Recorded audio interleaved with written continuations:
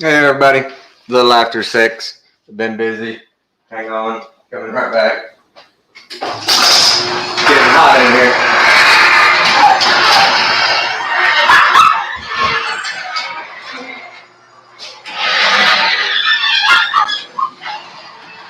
here. Okay, sorry.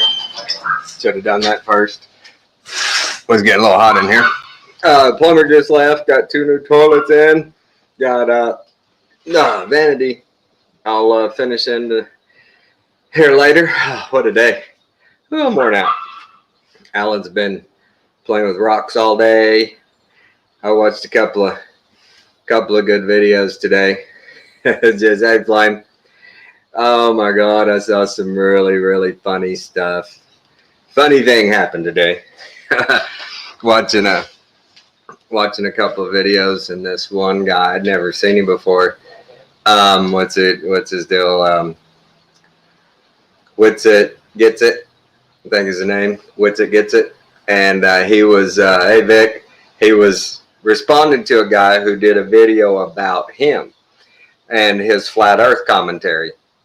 And the dude just, oh my God, just like all the other globe people, man, all they ever say is, well, I've seen the Earth, it spins. I've seen the moon, it's round. I've seen, whatever. I've seen the NASA pictures. I've seen it. Well, that's all they got. That's all they've got.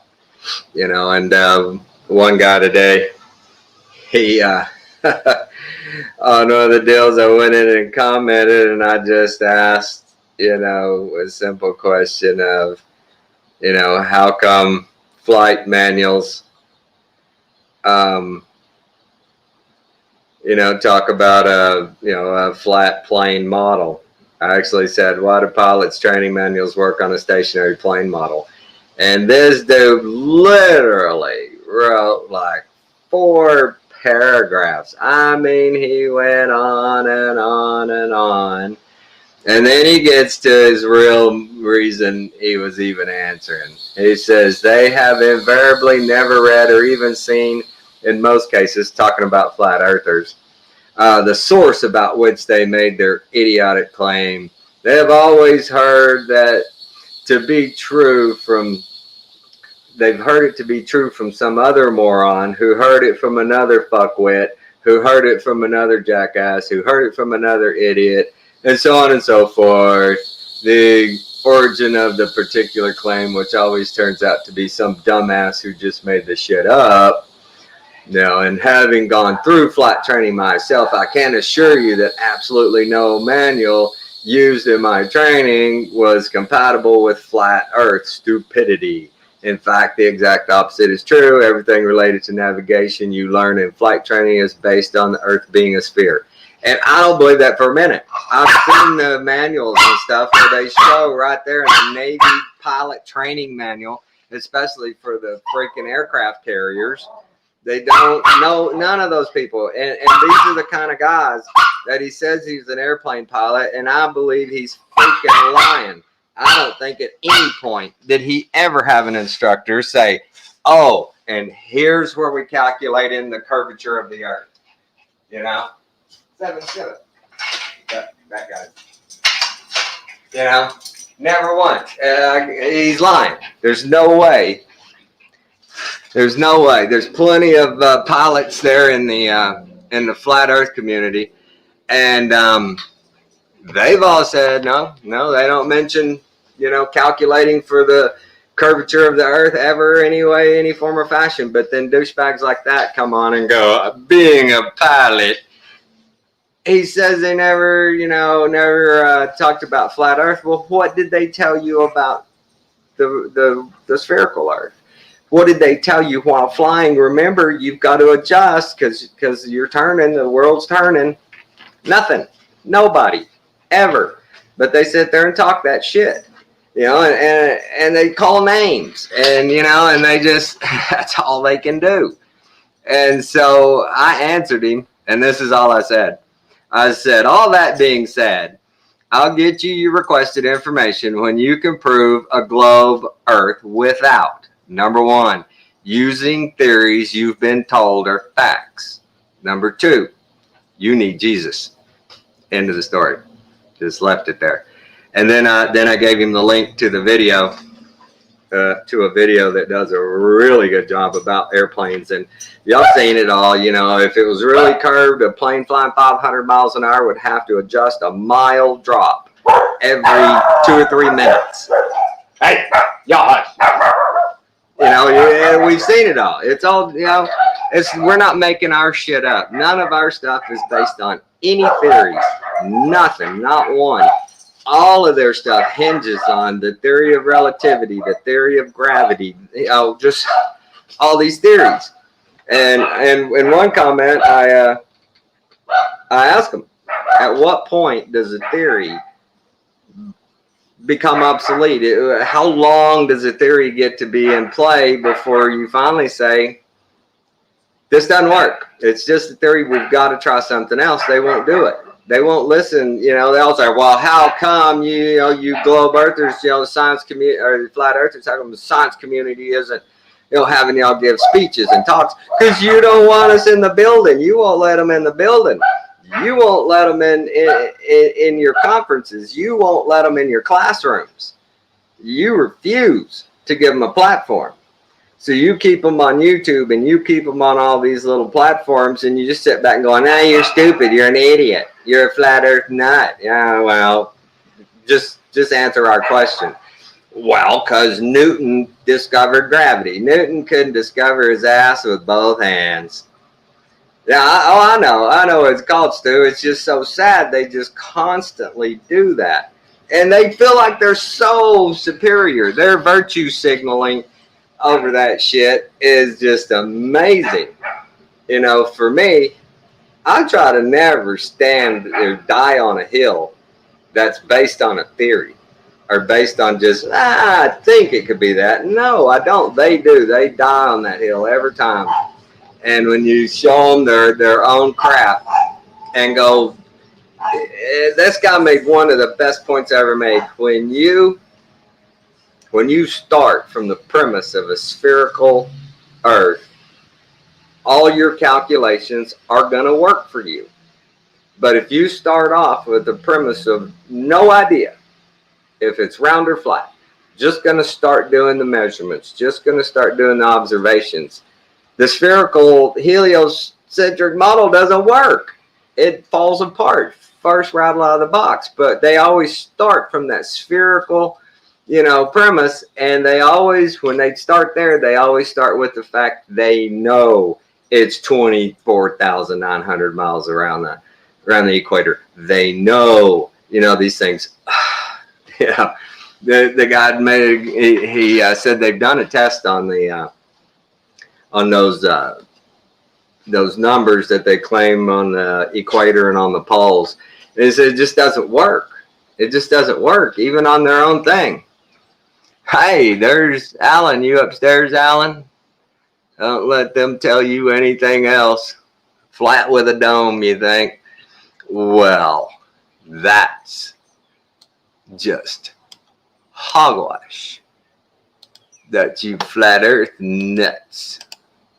Here's a link for anybody, all are welcome.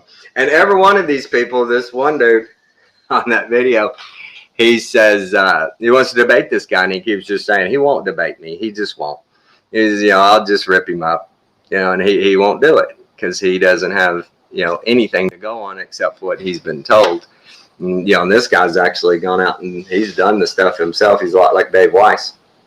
And, you know, the guy won't debate him. So he's asked everybody, he says, go on this dude's channel, man. He's got all kinds of trolls coming on my channel. He said, go on his channel and just say, why won't you debate? Wits it gets it. Why won't you debate him? And so we did. You know, I did. I went on several of them, and man, right away, his trolls started going. Yeah. A little low. Yeah. I felt it, yeah. Did you? Okay, we'll go lay down. Blood pressure's a little low. You'll be all right. 108. Yeah, that's all right. Alex, my daughter, feeling a little woozy. Blood pressure's a little low. We'll monitor the situation. But back to the dude. He's all the guy can do is just go, it's facts. The earth is round. I've seen it. Have you? The same thing we all, have you? You've seen what you were told were pictures that's been debunked. You've seen what you feel like, you can rely on. It's just, Rod Allen, you watched some of that with me. Did you cue it up, or do I need to cue it up so we can show them a few things? I didn't cue it up. I've been watching it. Tommy's been on fire since 3 o'clock, actually all day. I was on a roll, wasn't I?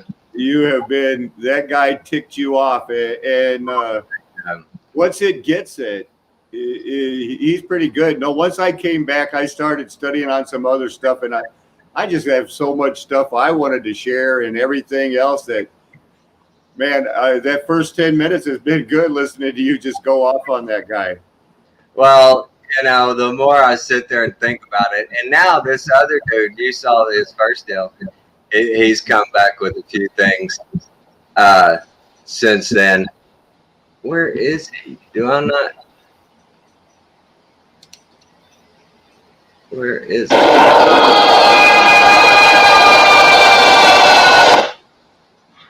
Out of marble. Sorry. Then Sorry, guys. I'm having trouble finding it. I'll find it here in a minute.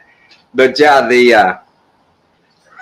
the premise that all these globe people come from is from such a high pedestal. They're up there and they just feel invincible. And they refuse. I've seen it. They refuse, and y'all have seen it too, to even entertain or listen to what somebody like Dave Weiss, who puts out a very coherent, facts and stuff for them. They won't listen to it. As soon as they hear you go, and flat Earth you can prove, oh, come on, we already know we're spinning at a certain rate. Well, how do you know that? Because you can see the clouds move. That's stupid. Just the things they say are stupid. And they act like we're the goofballs imagining it could be flat. Well, dude, I mean, what do you do with these people? And the last comment I made to the guy, I'd ask him about the theories and everything. And I said, you probably wouldn't change your mind if somebody put concrete evidence right in front of you. You're so married to your heliocentric models, you can't turn away. It's like you don't care if everybody tells you your girlfriend's ugly. She's beautiful. You won't see it. It doesn't matter to you. You can't see it. You're stuck. You're married to it. That's the beauty of the Flat Earth Nation, of the Flat Earth community as a whole. Is we're willing to listen. We'll sit down and listen, and we'll let you have your say. And we already know what you're going to say, but we'll listen. We already know all your formulas. We already know all your theories. We understand that. And they assume we understand nothing.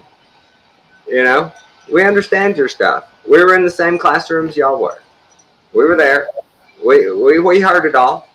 I know what you're fixing to say. Like Alan has already said, I can give you a better argument for your point than you can.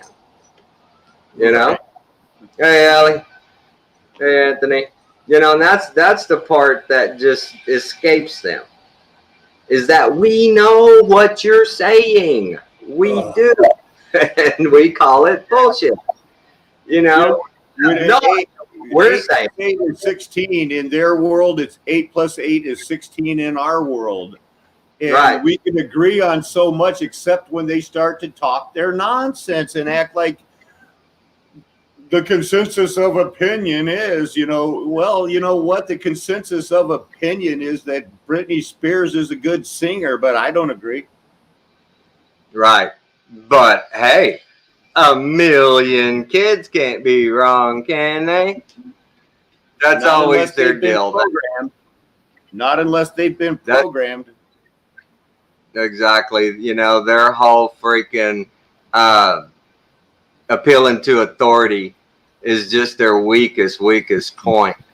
You know, they just go, because that guy said it.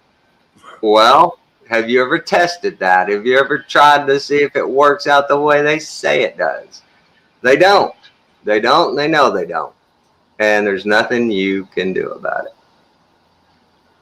We're just stuck where we're stuck. Well, here, I got a good one here. Flame says he has to keep being reminded that we're dealing with programmed people because they're using a defensive mechanism. That's right. A good point. Yeah. Right. That's so true. That's their go-to. As soon we listen to them, and as soon as we go, okay, here's our point. First thing we say, they're like, that no, because my theory, my scientist says this, you can't even be close to right. You know, it's so sickening. All right, I got one I'm going to share here. And this one was pretty good. This was a Dave Weiss deal that no, that ain't that. This is it. Yeah, this was pretty good. So this whole thing, it's just a symptom of a larger problem. There's a growing anti-intellectual strain in this country. Right there. That's their big thing. There's a growing anti-intellectual. Dude, come on, man. It may be the beginning of the end of our informed democracy. But of course, in a free society, you can and should think whatever you want. Did you hear that? It's a danger to democracy. What the hell's democracy got to do with science? If you want to think the world is flat, go right ahead. The earth is flat. This is called gravity.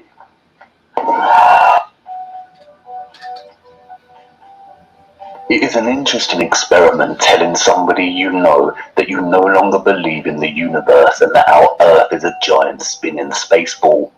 Try it for yourself. I guarantee they will tell you you're crazy, or at least look at you like you've lost your mind. The most interesting thing is when challenged, the ball believers will not actually be able to give you solid empirical evidence based on their first-hand experience that the Earth is actually a large spinning globe. Can any of us demonstrate firsthand in our day-to-day lives the Earth's curve or motion through the solar system? No, we cannot. And can any of us say we have seen the planets in their orbit and the universe expanding with our own eyes? No, again, we can't. Okay, everybody, right? What's up? What is up with that? When we say that to those people, you know, they lose their shit. NASA's been there. NASA's seen it. Usually in response to this crazy person telling them that the Earth is flat, they will respond by 1. Bringing up images of the Earth as presented by NASA, or 2. They will say, come on, everyone knows space exists, and tell you that countless professors have dedicated their lives to studying this matter. At some point, perhaps an emphasis on the existence of gravity will come up in the conversation. But you see, what is really happening when someone reacts so stubbornly to an alternative view of the Earth is not a result of the person's mental capacity. If the person had sat down with their heavily pregnant sister and said, "You are not a woman and you are not pregnant," then that is a statement which deserves such a reaction, as there is obvious empirical evidence of her pregnancy. No.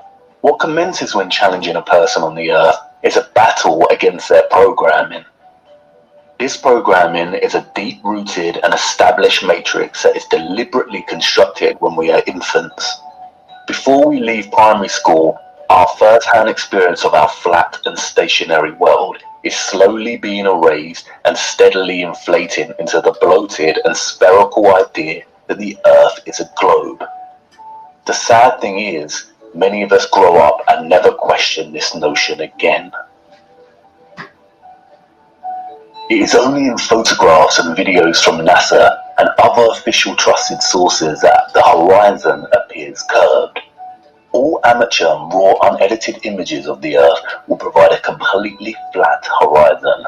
And this is what we see ourselves through our own two eyes when standing at a beach or looking out from a vantage point. All great points, right? Everybody agrees.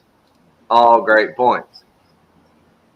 The Glovers are like, that's not a point. That's not true. And what do you do, guys? I'm just so I'm so irritated by their attitudes on this that they we're dumb, right, Alan? That's the thing that gets us, is they think we're dumb. They do.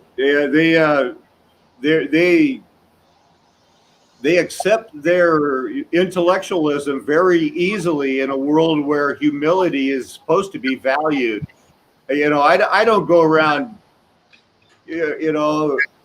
I wish I could have saved those achievement test scores so I could have showed that I tested as a sophomore in college when I was in 4th grade. You guys, you semi-intellectual, brain-dead minions who have that effect of like, what it's a proven 2-word term of people who think they're smart. They're the dumbest people. They don't get it when somebody is just like, yeah, whatever, Yeah. I'm curious about that video that Anthony sent that he, for some reason, I wonder what that's like. Is it just a straight up link? Well, I'll have to look on my messenger. I'll click. Maybe he sent it in a private chat here. No, he said on my messenger. Oh, okay. I don't even know what messenger is. Yeah. All right, let's keep going on this. David Weiss will nail him. All right, the next few minutes are pretty good. It's 360 degrees flat, because it is, and it always rises to meet the eye level of the viewer. You never have to look down or up to see the horizon. It meets you. No matter how huge they say the Earth is, if it were a curved ball, you would have to adjust your view upwards or downwards to meet the horizon. And I know we've seen the curve in photos and videos, but NASA and many other official sources continually distort the horizon in their footage with a fisheye lens to give the effect of a curved Earth. This is the same fisheye lens inherently built into the GoPro. And I know what you're going to say. You've seen the horizon bend and curve when journeying at altitude on an aeroplane. But unfortunately, this is more trickery. Aeroplane windows commonly bow outwards to give the illusion of curvature. A Telegraph article, catering to our gullible nature, explains that flight windows were changed because the square windows caused a higher percentage of crashes. Yeah, right. They use our size as human beings to dismiss our own infallible perception of a flat and stationary Earth, claiming we are not big enough to witness the curvature. But this balloon managed to ascend 121,000 feet and left its fisheye lens behind. Lo and behold, a flat horizon. The balloon wobbles and spins, but the horizon remains dead straight, not curving in any way, shape, or form. And this is the problem. For centuries, our ancestors used their own judgment and relied on their own natural-born senses to discern that the Earth was flat. And although some had dabbled in theories of the Earth's potential curvature, it wasn't until the early modern period, with voyages like Christopher Columbus, that the heliocentric globe model became dominant, and humans forever sacrificed the knowledge of their own senses. Right? Think about that. They just give up on their own freaking intellect and their own senses. That's what gets me. Is they just the heliocentric model is so blatantly flawed and nonsensical that it's astonishing that it even gained traction. Take the water bordering our horizon, for instance. It is the natural physics of water to find and maintain a level, and it just so happens that that level is flat. If Earth was a spherical ball, water would not maintain such consistent flat levels. We are used to water doing this and this, but we have never in all our lives on Earth witnessed with our own eyes water do this water does not bend. It's not called sea level for nothing, you know. And if water did not always find a flat level, then why would we use tools such as this to achieve accuracy? Again, water does not bend. Rivers, for instance, always run down to sea level. If Earth was a rotating ball, then inevitably many rivers on Earth would, at some point in their journey, have to flow uphill. As Eric Debay points out, the Mississippi is 3,000 miles long, which means it would need to run uphill for 11 miles on a globular Earth. He also points out that a portion of the Nile runs for 1,000 miles with a fall of only 1 foot. Again, if the Earth was a spherical ball, this would be impossible. The scientist magicians of our world claim that the Earth is 25,000 miles in circumference. But spherical trigonometry dictates that the surface of all standing water must curve downward at 8 inches per mile, multiplied by the square of the distance.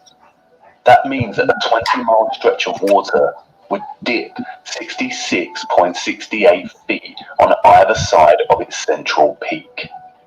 Every time scientists have tried to find these dips and bends, however, water always proves to be completely level and flat.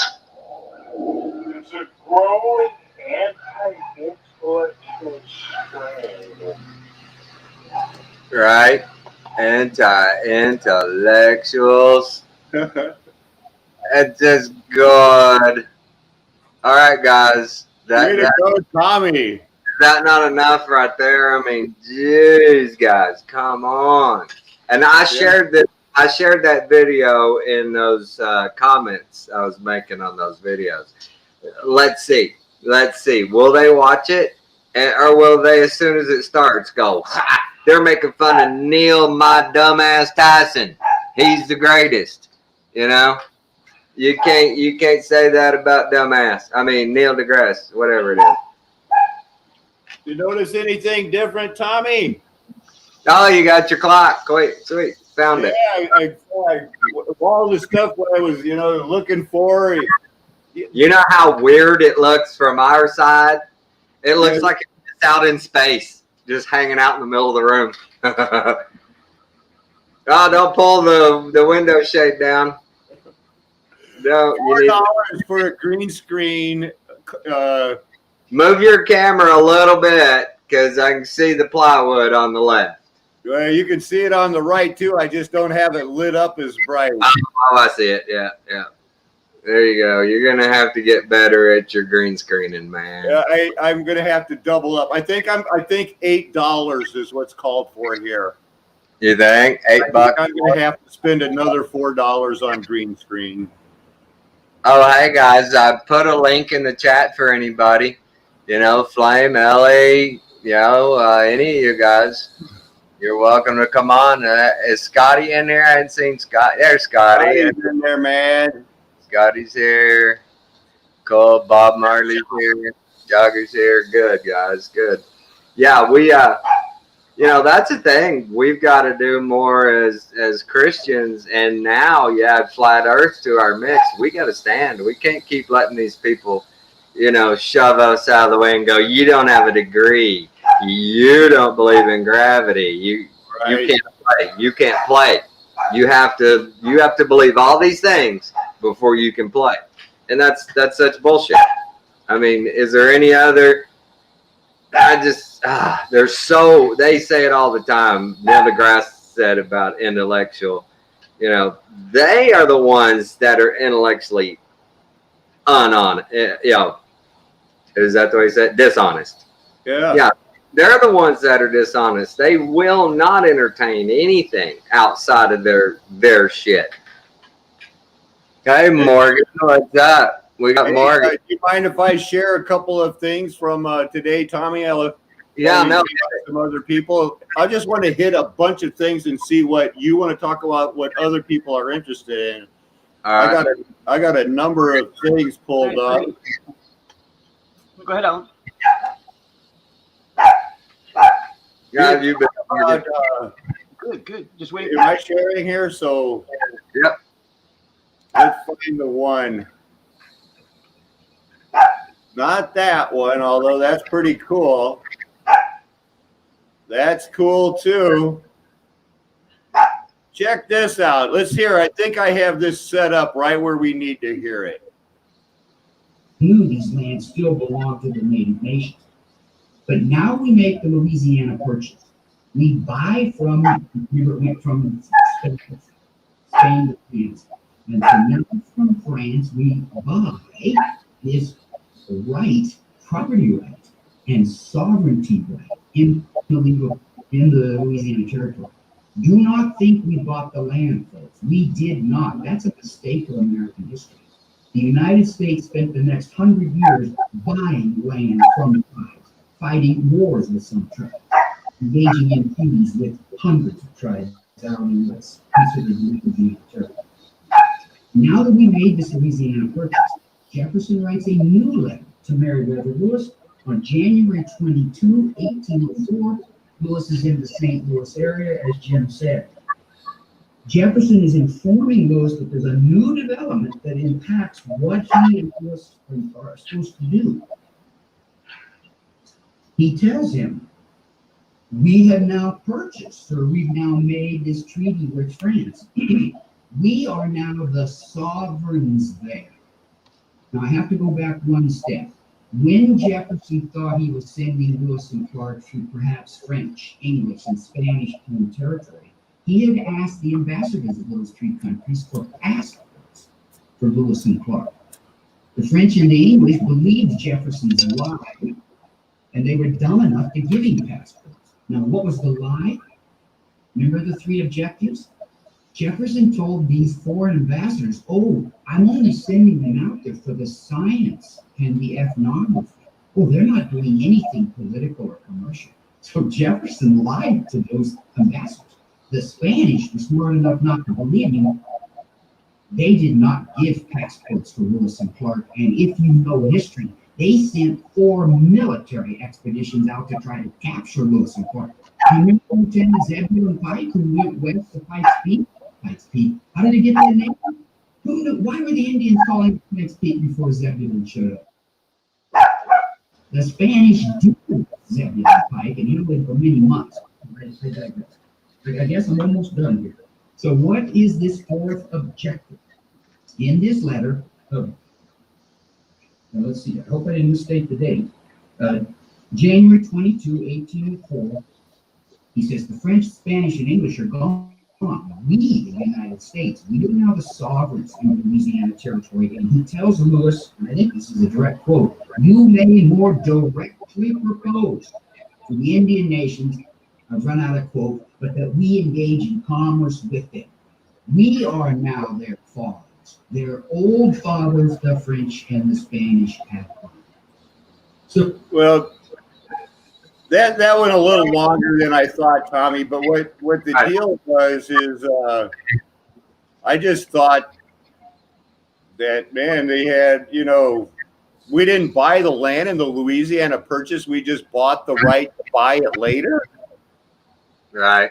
And had to get passports and things. These things are out of control, man. For sure, right? It's one of those deals. We all know it. We've been lied to about everything. I mean, it just, we keep discovering these new pop-ups for lies, and I guess we're the only ones that are willing to go, yep, that makes sense. That makes sense. They're lying to us. I'm not going to lose any sleep over it. But these people won't even admit it was a lie. That's what kills me. Right. Anywhere in the Lewis and Clark story, is there anything about the Spanish and not giving them passports and them asking for passports? Why do they even have to ask for a passport if it's your country? Those are the weirdest things, right? But the great professor of world history told me. He told me that that's the way it went, man. He's got a doctorate. Right. Right? I mean, that's their deal. All right, I'm going to knock mine back up here. We'll do a little more of the Neil the Dumbass Tyson.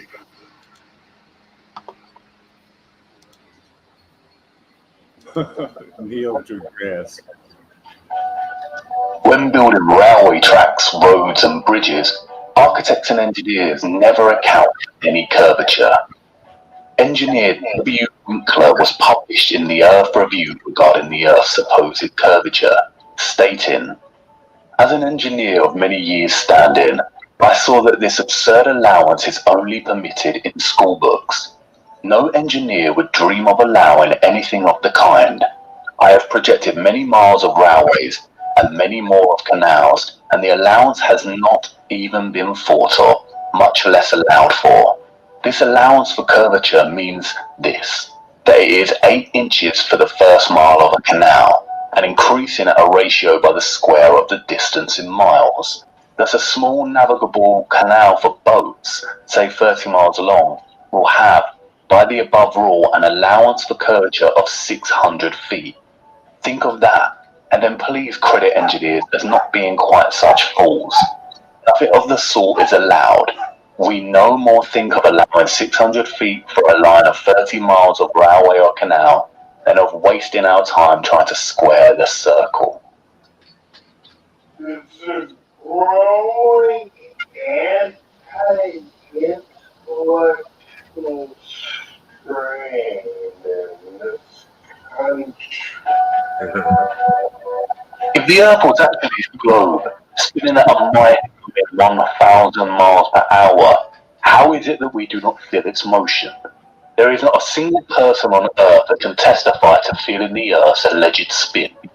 We feel the motion when traveling in a car, train, boat, plane, and can experience motion sickness.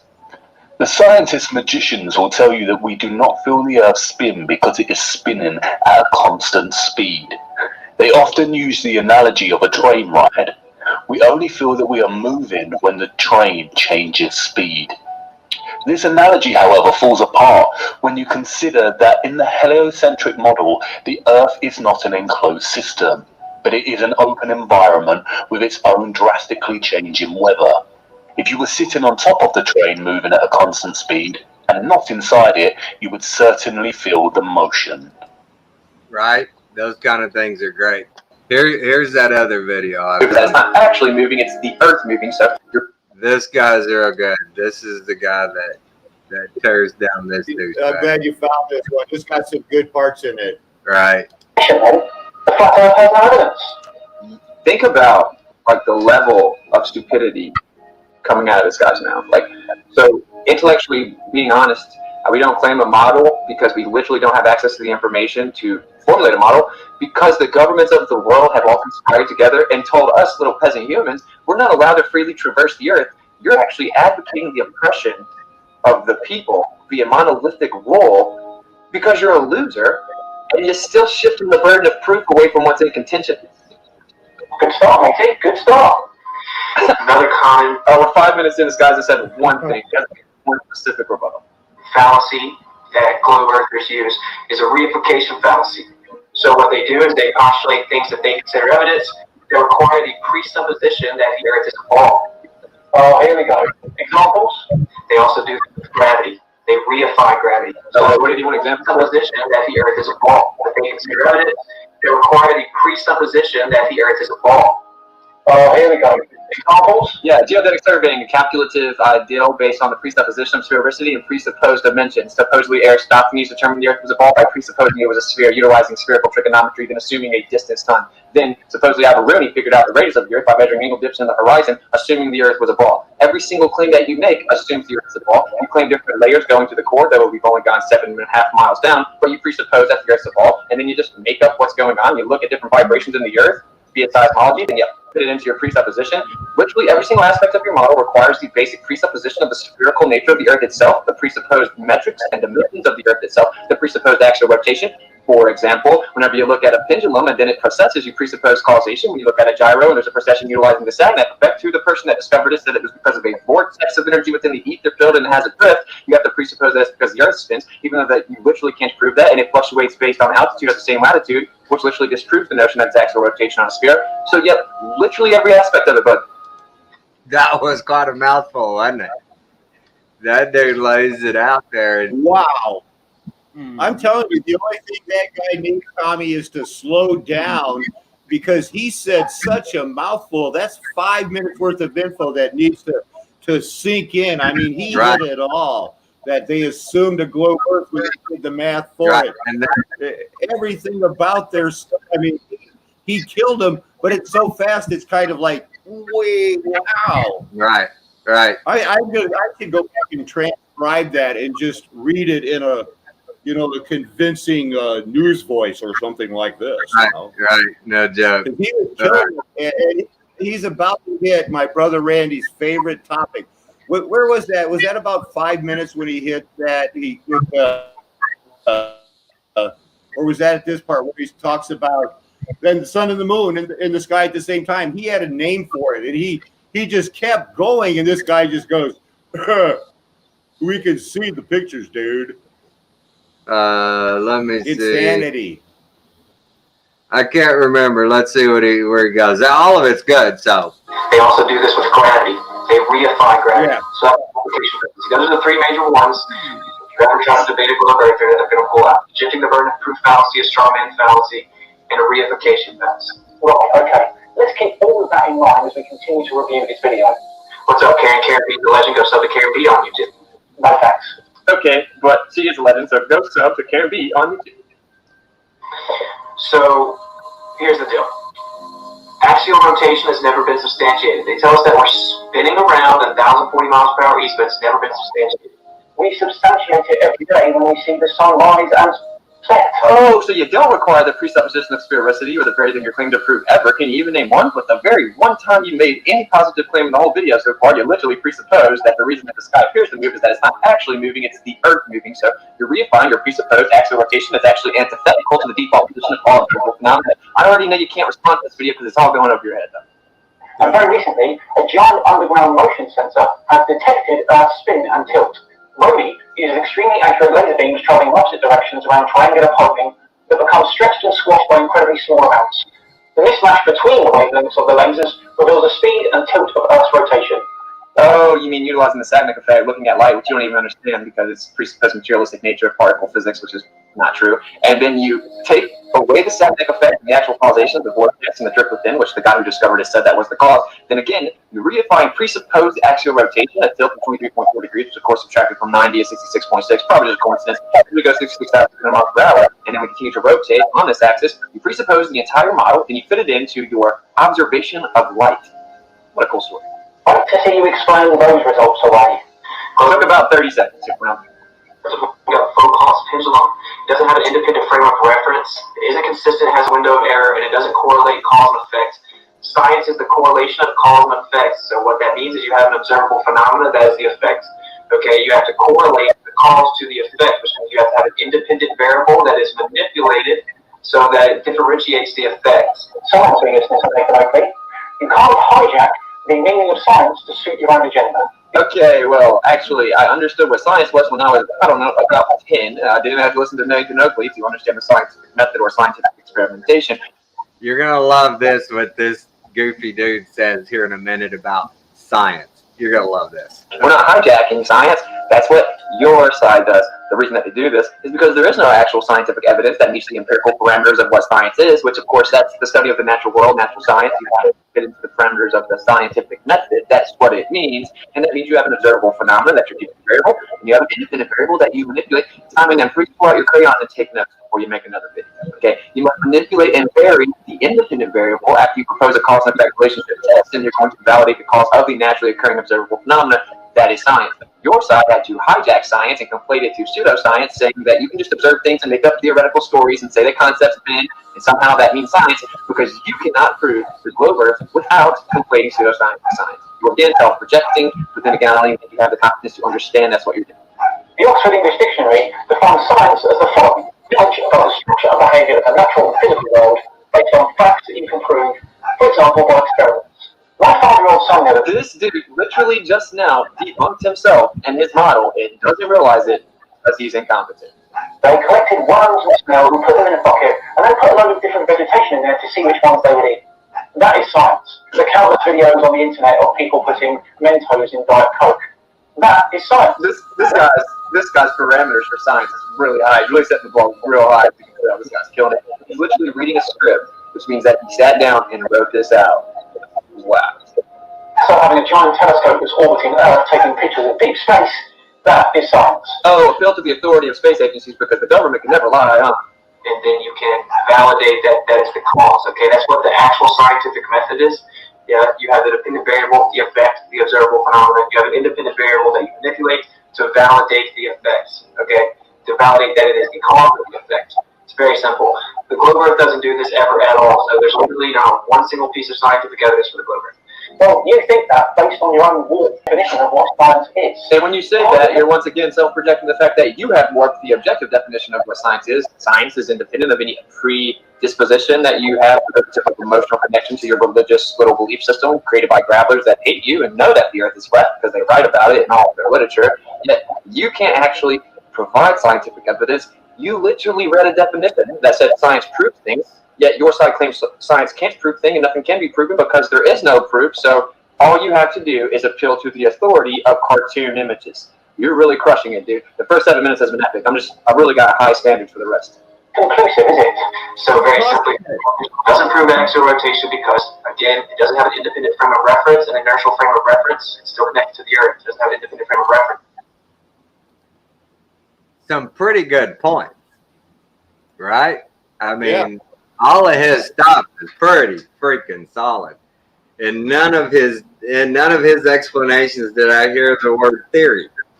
Didn't have to use the theory of anything to prove the stuff. And I love the part about the presupposition of a spherical model. When you say, here's where I'm starting, you can make math work however you want because you're making the parameters. You're lining out your model. And they it goes right over their head. They're like, well, it's that model because we know it's right. It's crazy. All right. Hey, Webb's here. Come on in, Webb. More the merrier. What's up, guys? Hey. How you doing, man? Doing well. Working that sweat on my brow 6 days a week. Right. Working, man. Actually 7, and I got to tell myself to take that 7th day off because otherwise I would try to work. Web to newbie. I was just wondering on topic. So you mean you couldn't just show up to work and just say, oh, hey, I figured it out, and then put the sum at the bottom of the answer. They're like, no, we want to see the work that you did. We want to see some progress. We want to, and that's the same thing that we're doing here. It's unbelievable. Yeah. I'm going through a thing now where I got an acreage just because of 2020 and everything that went down in 2020. I ended up saying, I'm leaving cities. I'm done with cities. I'm done with suburbs.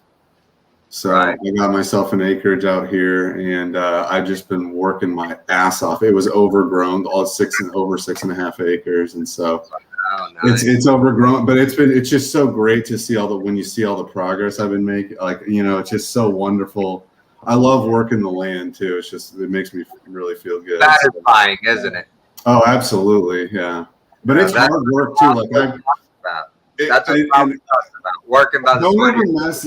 All I'll say is don't ever mess with somebody from the country because they are stronger than you. I guarantee you. Right? Unbelievably strong. Pound for pound. So I'm getting there, man. I'm already like my body's already starting to get stronger and everything. You're gonna look like it's been like real sore for months now on end, but it's good too. So you're gonna look like Arnold before you're done. I'll be back. Yeah, it sucks because I can't get all my trees and everything up. Like I'm gonna have a whole variety of food growing on my land everywhere. As far as cherries, apples, trees, just all sorts of. It sucks because I can't get them planted right now because all the land's so overgrown. That 2021 is all about me just clearing it off and having a clean slate to work with.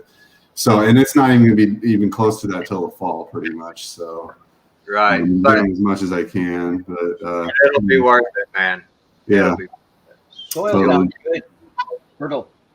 But I do enjoy it. It sucks when I miss these shows too, because on my time it's usually around 4 or 5 o'clock, and I'm definitely still trying to get out there, be out there during the daylight and get a bunch of stuff done. So then a lot of times I have to choose whether I'm going to watch a FenGap show or I'm going to keep doing stuff. I'd rather watch FinDep than eat. I usually choose FenGap most of the time. All right, man. Hallelujah. Let's continue watching this dismantling. This gets better.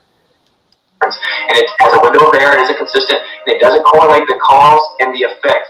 So it is not in any way valid postulation for evidence of the globe Earth spinning. Yet you can use one to figure out almost your exact latitude on the planet. Because the latitude is literally synchronized with the sky itself, and it has a drift within the ether field, like all the people that discovered the actual mechanism that you're using to then, pervert into the idea that the Earth is spinning, because it's relative to how far you are out from the center. But again, I'm sure that's going over your head. If the Earth was flat and motionless, could you do that? Or would the pendulum swing be more random? Okay, to bring up a gyroscope, incredibly inconsistent. You do not get 15 degrees of precession every time that you make a reading with a gyroscope. So don't respond to the fact that you don't get it every time. And then y'all needed a flat earther in the 21st century to be the only one in the history of mankind to prove axial rotation. And of course, Bob disproved you. Documentation coming soon. You clown show. I know this is going to go over your head too, but please, dude, just keep your crayons out. Just keep them out. Don't put them up. Okay. So whenever he manipulated the altitude at the same latitude, he got over a degree in variance of perception, falsifying the claimed causation of axial rotation. Write it down and look the words up. 15 degree per hour drift. Thank you. Space left. So the next thing that we set out to do was to encase the fiber optic gyro in what's called a zero cost chamber to see if we could actually It does work. For one, and again, I'm not listening to him straw man what really happened. Bob literally disproved the claim that you're picking up precession of axial rotation, but I just don't think you can predict things, bro. Like it's pretty pathetic. the same problem. It doesn't correlate the cause to the effect. Imposed causalities, claimed causalities are just that, they're claims. You have to validate them. Okay, so we were all indoctrinated and told that we lived on this tiny speck of dust that's spinning and shooting through space, this ever-expanding universe, and it was brought to you by Jesuits, the Vatican Church, literally. Okay, and also a Jesuit priest came up with the Big Bang Theory. Actually, Edwin Hubble was the man who first discovered that space was expanding. He was raised a Christian, but ended up having little or no religious beliefs. Okay, so objectively, it's like George Lamonte or whatever. He's the one that proposed Big Bang Theory. He was a Jesuit priest, but this guy doesn't understand his own religion, and it's very uncomfortable for him to claim a materialistic, nihilistic worldview, void of any type of acknowledgement of creation, while simultaneously having the very creation story or origin story that he holds to coming from a religious priest. So, one of the most corrupt establishments ever, if not the most corrupt establishment ever, brought you this fairy tale story that you evolved from apes, and that you're on a tiny speck of dust and there has no evidence. So we've established axial rotation literally has no evidence. And Hillary will bring up Holocaust Vigilum, which is from 1851, and then like 70 years later, in 1922, Einstein said, I've come to the conclusion that, the movement of light will never be detected, or can never be detected with observable phenomena, or optical phenomena. So, it's pretty crazy, like one of the little leaders of their religion that they prop up, the incestuous scrabbler known as Albert, who was an ethnic supremacist also. Einstein himself knew Holocaust Vigilum wasn't a sufficient postulation to substantiate axial rotation. Oh, you must be tired of it gets it from all that quote mining. Interesting that you omitted the later part of the sentence of that quote. Here is the full sentence for context. Oh look, the omitted part there says, though the Earth is revolving around the sun. Once again, Simon Dan, demonstrating how incredibly incompetent he is. He doesn't understand what a hostile witness is, and the only time you can say that I'm cherry picking or quote mining would be whenever I propose something and then the very next part is contradictory to what I said. Now the remedial person may think that's what this is, which is why you did, but it is not. My point was he admitted that you can't actually detect axial rotation with any form of optical experience, but then he reified his belief non sequitur to my point, which is that he admitted you couldn't actually detect it with experimentation. You're a clown. Naughty, naughty, Whitsitt. Stupid, stupid, Simon. So it's a clown world whenever the globalists regurgitate that because they heard somebody like cartoon or quite the tight shirt say it. They don't know what they're talking about. They just regurgitate things. Okay, So there's tons of evidence. Traditional rover, no spec. All right, another big old gulp of information. Let's unpack that. Right? I mean, that was a bunch of stuff, and he's so right. That guy just comes out with these generalities that all the globetrotters spit out, and just right off, you're wrong, because I know they told me. You know, oh man, Webb, have you seen any of this before you got on? Did you see what we're? I've never seen that guy before, but I mean, yeah, I already know how the globetrotters act and everything, so it doesn't. None of it surprises me. They just pull shit out of their ass. They don't know what the hell they're talking about. They always fall back on straw man arguments and logical fallacies to try to make their point. They use name calling. They use all sorts of appeal to authority. I mean, it's just ridiculous. It's just like, it's sad. And then all these people supposedly have all these degrees and everything, and we're supposed to look up to them as these great scientists. And I mean, it's just they're dumb as rocks. And the sad part is they refuse to believe if people understood getting mortar and pestle and what that means, they'd stop getting degrees. So what I'm saying is they refuse to believe. I'm going to mute you, Alan. I'm trying to talk. Sorry, man. They all come at it assuming that none of those people would lie. That every single scientist, every single person in every science book was integrity to the nth degree. They're the best, most honest people, and they never lie. Okay, if you can't believe human nature and people will do stuff for fame, fortune, and all that, and they will lie to do it. Okay, if you're going to live in that world, fine. Yeah, and I mean, at the level of college I ever went to, which was just bachelor degree stuff, those people are fine. They're fine, and I always did mostly technical stuff too. And you're learning technical stuff. I mean, there's no, you're not getting pumped full of lies on most of that. You know, I mean, it's like you're learning how to, that stuff's completely legit as far as going to school and learning something. But when it comes to this theoretical physics and all these other things where they get into this PhD, they're just sniffing their own farts. I mean, these people. Right. They got such big heads. I mean, they think they're so smart and they got nothing figured out. I mean, black holes sucking everything into, right. Watch out for black holes, everybody. Yeah, it's just, it's just like their sin, there's them falling into their, being real comfortable not having to have a God, not having to answer to a God. And instead being able to be like, oh, I'm the big man now. Right. And that was, like I told y'all earlier in the deal, that was my second point to that one guy. Look, come at me with something that is not based in theory. And number two, you need Jesus. That's it. If one of these globe people would come to us with one thing that's not based on theory. Well, you know what kind of is the cherry on top of the whole scientism religion thing too? Hey, Tommy, is that Stephen Hawking guy? Remember, he was in a wheelchair, couldn't talk supposedly, but yet he used that computer and had the robot voice. Right. I mean, the whole thing. I mean, I think the whole thing was staged. You know what I mean? I don't even think that. So, I mean, but just to think that the most disabled person we can almost think of happens to also be the smartest person in the whole world, and he's the one that we're all going to go to for our answers on the creation of the universe with this Big Bang, and they really propped him up big time, Well, I got another video. This one dude brings up a new thing. I'd never seen it about the explanation of the Big Bang. This I'll have to find that video. He says that we're wrong because it's not a Big Bang. They didn't ever call it a Big Bang. That's a made up thing. And he had a chart that said it was just a little deal started releasing gas, and it slowly got bigger and bigger, and the planet started forming really calmly, really slowly. No big explosion happened, and I'm just sitting there looking at that going, hell, I like the Big Bang thing better. This is dumb. Yeah, it's low. It's I consider atheism to be in that whole Big Bang religion to be like the lowest form of spirituality.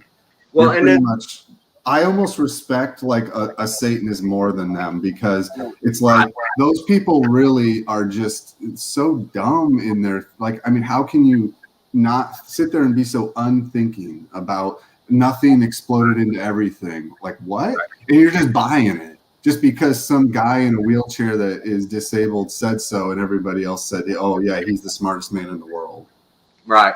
And for me, the theory thing, I just keep going back to that. At what point is the theory washed out enough that we get rid of it? That it's not working. We got to go another direction.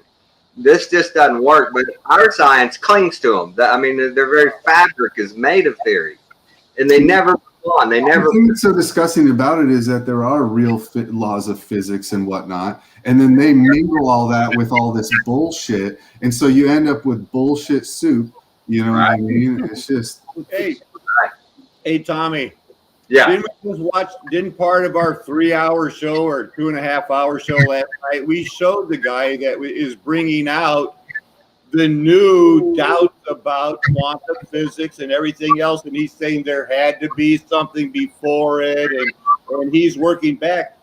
So they are recognizing, and that guy last night, and we go back and look at Tommy's show last night. There's a part in it where we showed a guy playing clips, and he's talking about, it was that RT News with Sophie's Vision, and he was just explaining how, man, maybe Einstein was wrong, and Schrodinger's cat can't be dead and alive at the same time, and we've got to keep the physics, but we've got to question it, So they have run out of gas on their theory. They're out of ammo. They only have, their arguments, and they wouldn't be defensive right now if it wasn't for 2 words: flat Earth. Totally. Right. Oh yeah, it's a big thing. I mean, it's. Who's willing to get on board with me and saying that I predict within our lifetime they're going to bring out some scientists that this guy is proved it all. They say everything's proved now. They come out about every 20 years with somebody new. Neil deGrasse was one of them. They bring these guys out about every 15, 20 years, and what a breakthrough. But we don't need a new Frank Sinatra like the band Cracker said. We need a new Albert Einstein. Right.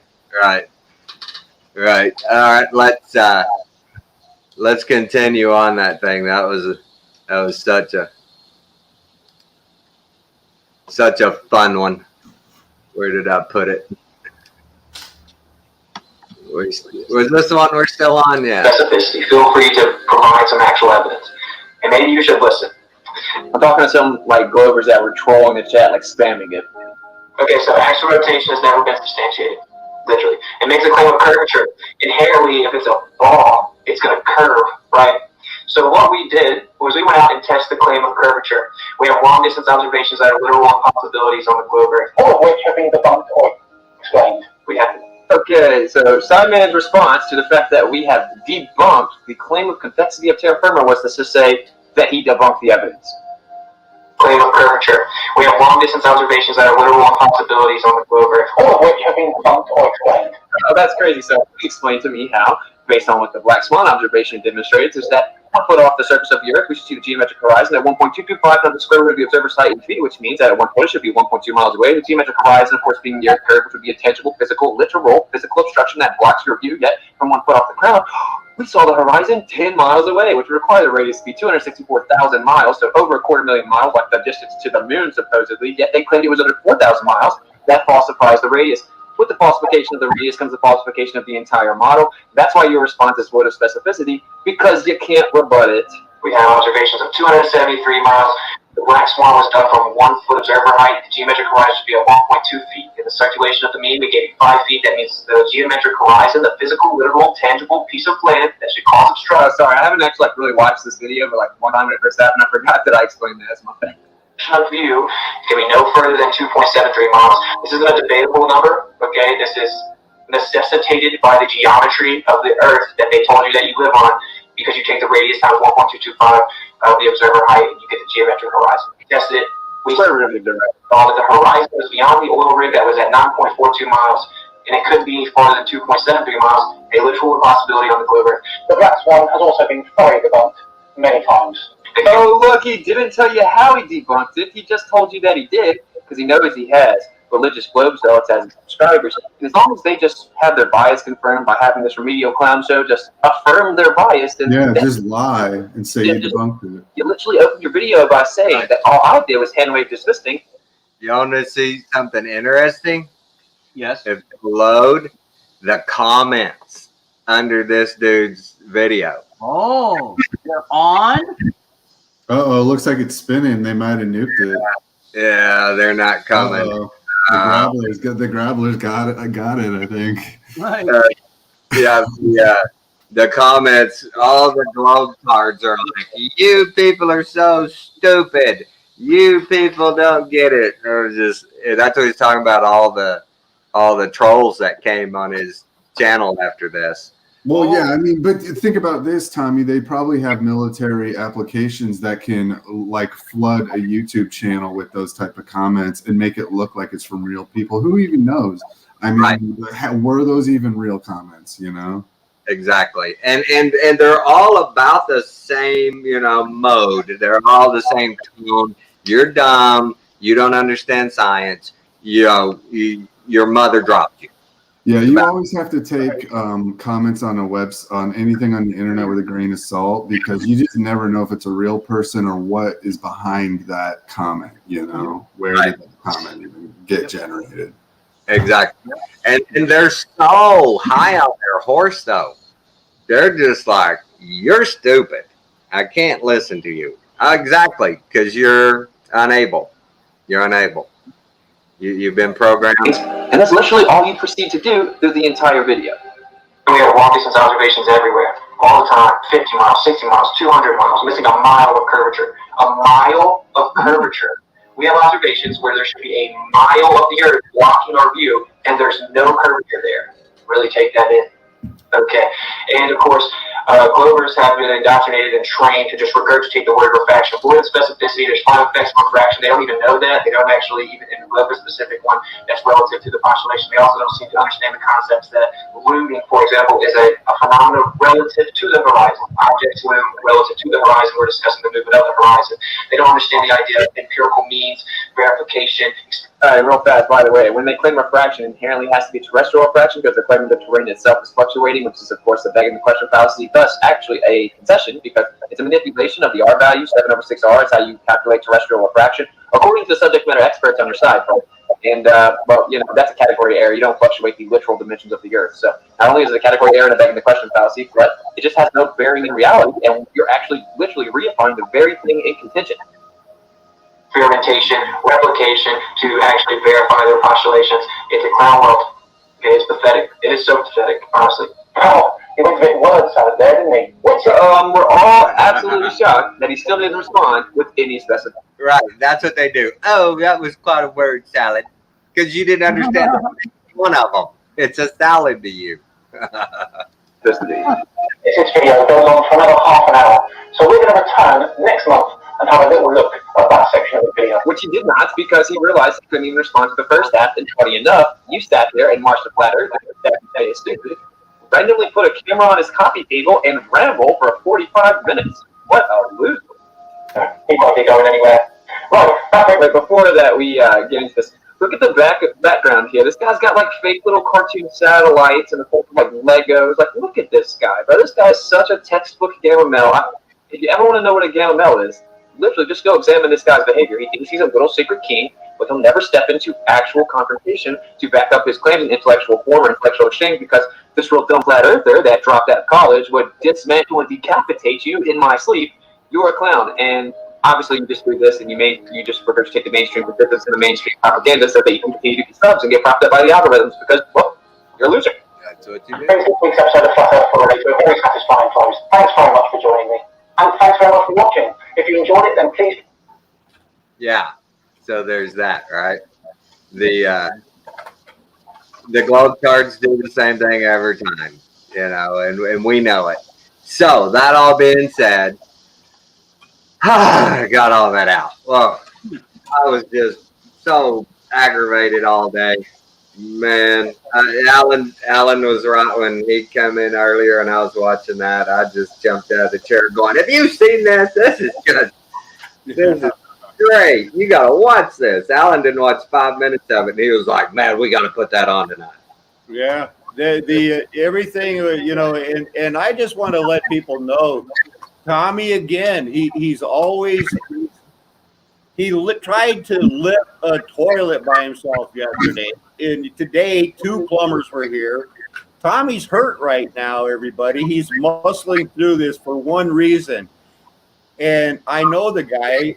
He came to visit me in Wisconsin. We've been living, you know, he lives in his house. I live in this small shack that he's got. He calls a garage.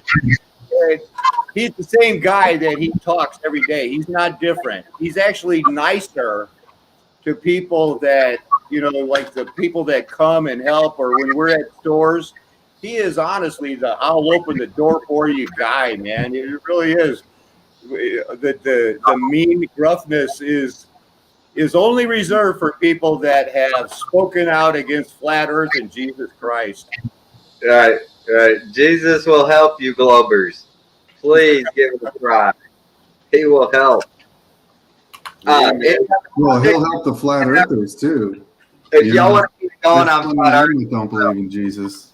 So yeah, those guys. Yeah, if you ever bring up, there's another one. I gotta go find it. I'll find it and we'll do it on the next show. This guy's laying stuff out and he's going, "Y'all say this, and then you look at us and go, "Y'all say it because some guy in a book said it," and they show a Bible and they keep flashing, and some guy in a book said it. How can you realize that? Can I share something, Tommy? Say again. Can I share something? I want to show you a comment on a video. Let's see. Now, this is a video that I'm preparing a big show for. I can tease it here on your show, but when I get, when my ban is lifted, in either tomorrow or the next day, depending on the time that they banned me, here, I just had brought up what is Christian socialism and everything. I looked for today. This was put out. These people are still putting out videos. What is Christian socialism? And they're really into it. They're working it, man. They got 3,000 people in 5 countries and stuff like that. But the one thing that really just crushed me was Amanda Umbrella's quote, her comment. "I'm really impressed with the Budaroff and with your knowledge of theology. If only I had found you guys when I was in my early 20s. Alas, now I'm an atheist. But love everything you guys stand for. My parents were missionaries, and my dad is a pastor still in the Church of Christ. I went to Southern Baptist Seminary and was a youth minister very briefly. Thanks for the video you guys do." Oh, wow. Wow. They here's something I thought that the Lord was leading me to, and there's people out there practicing it like crazy, living it.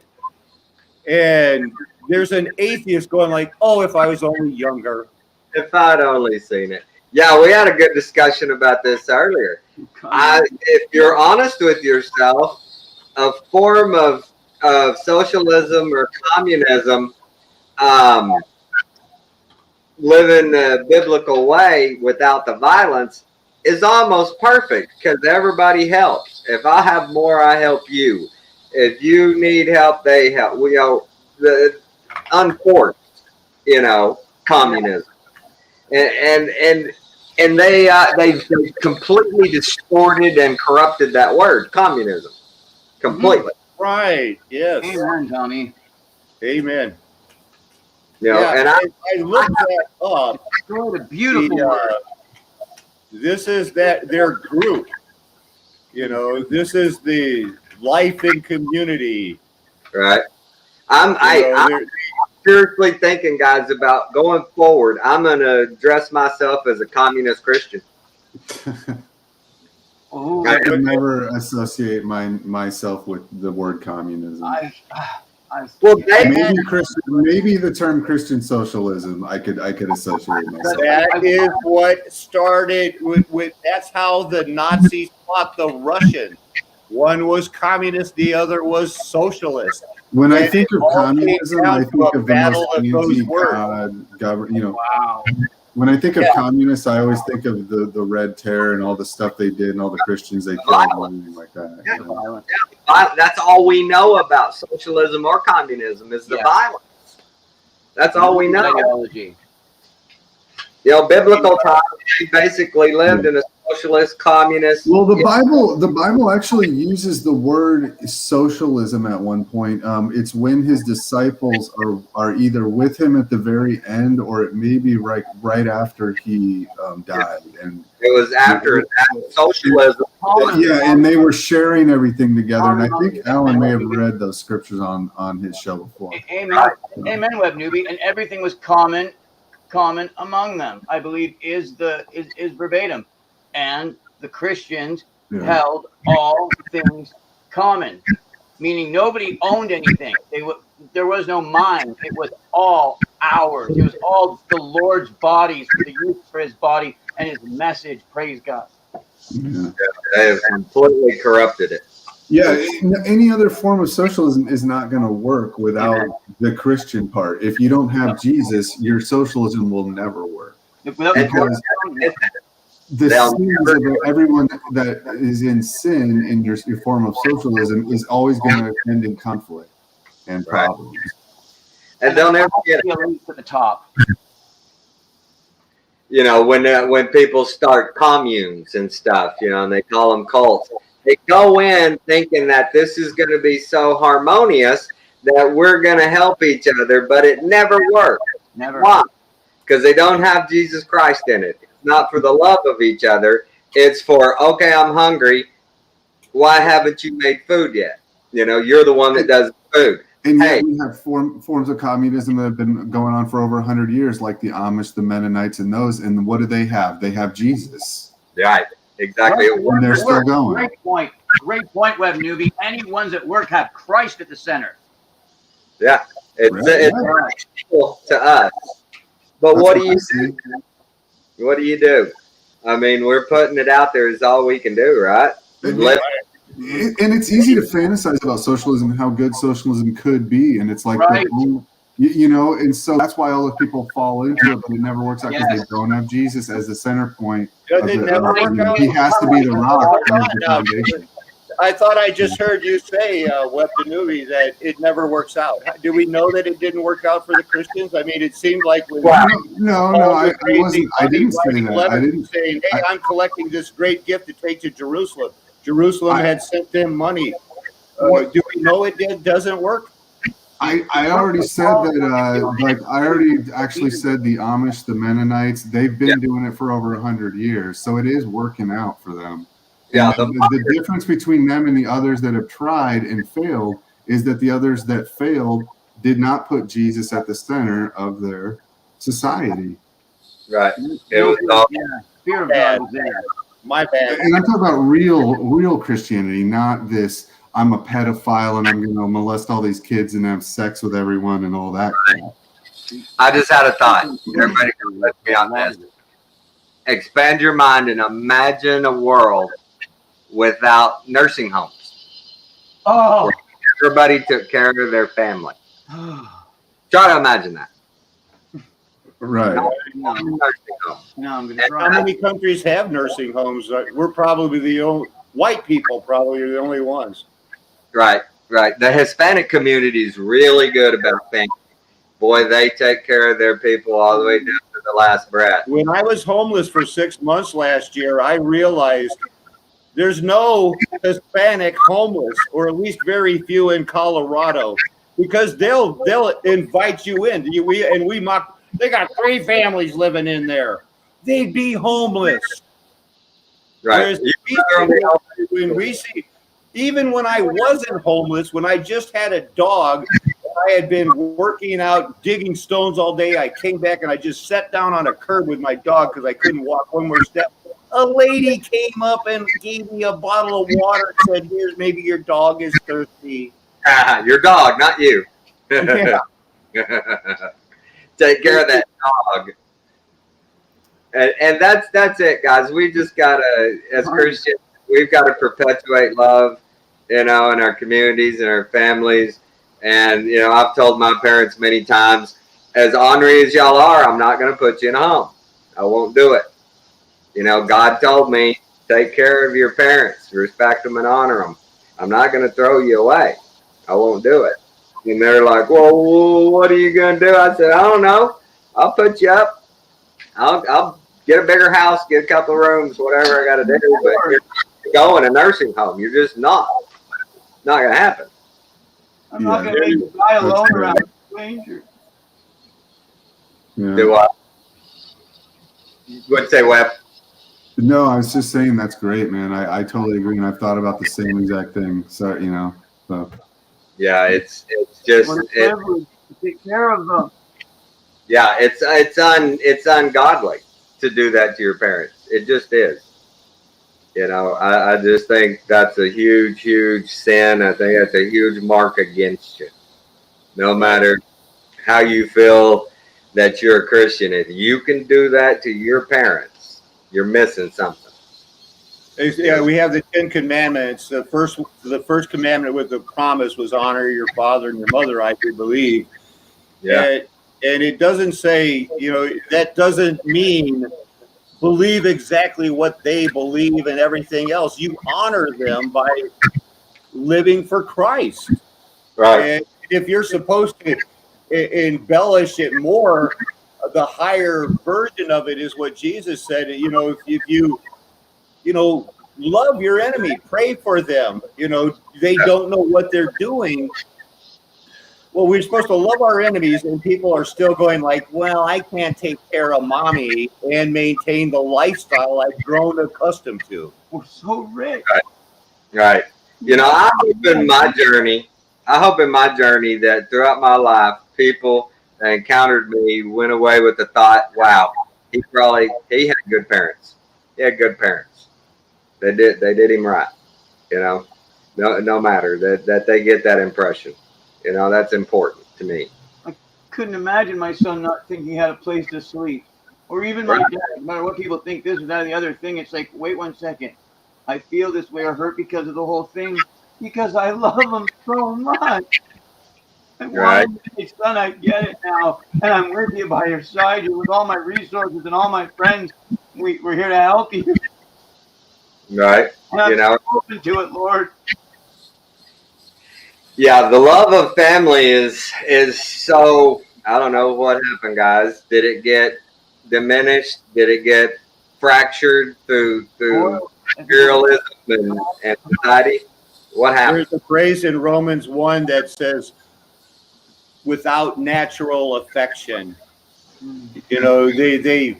They've lost it. They become so consumed with ejaculation that electrical response has taken over, and now they know instant gratification.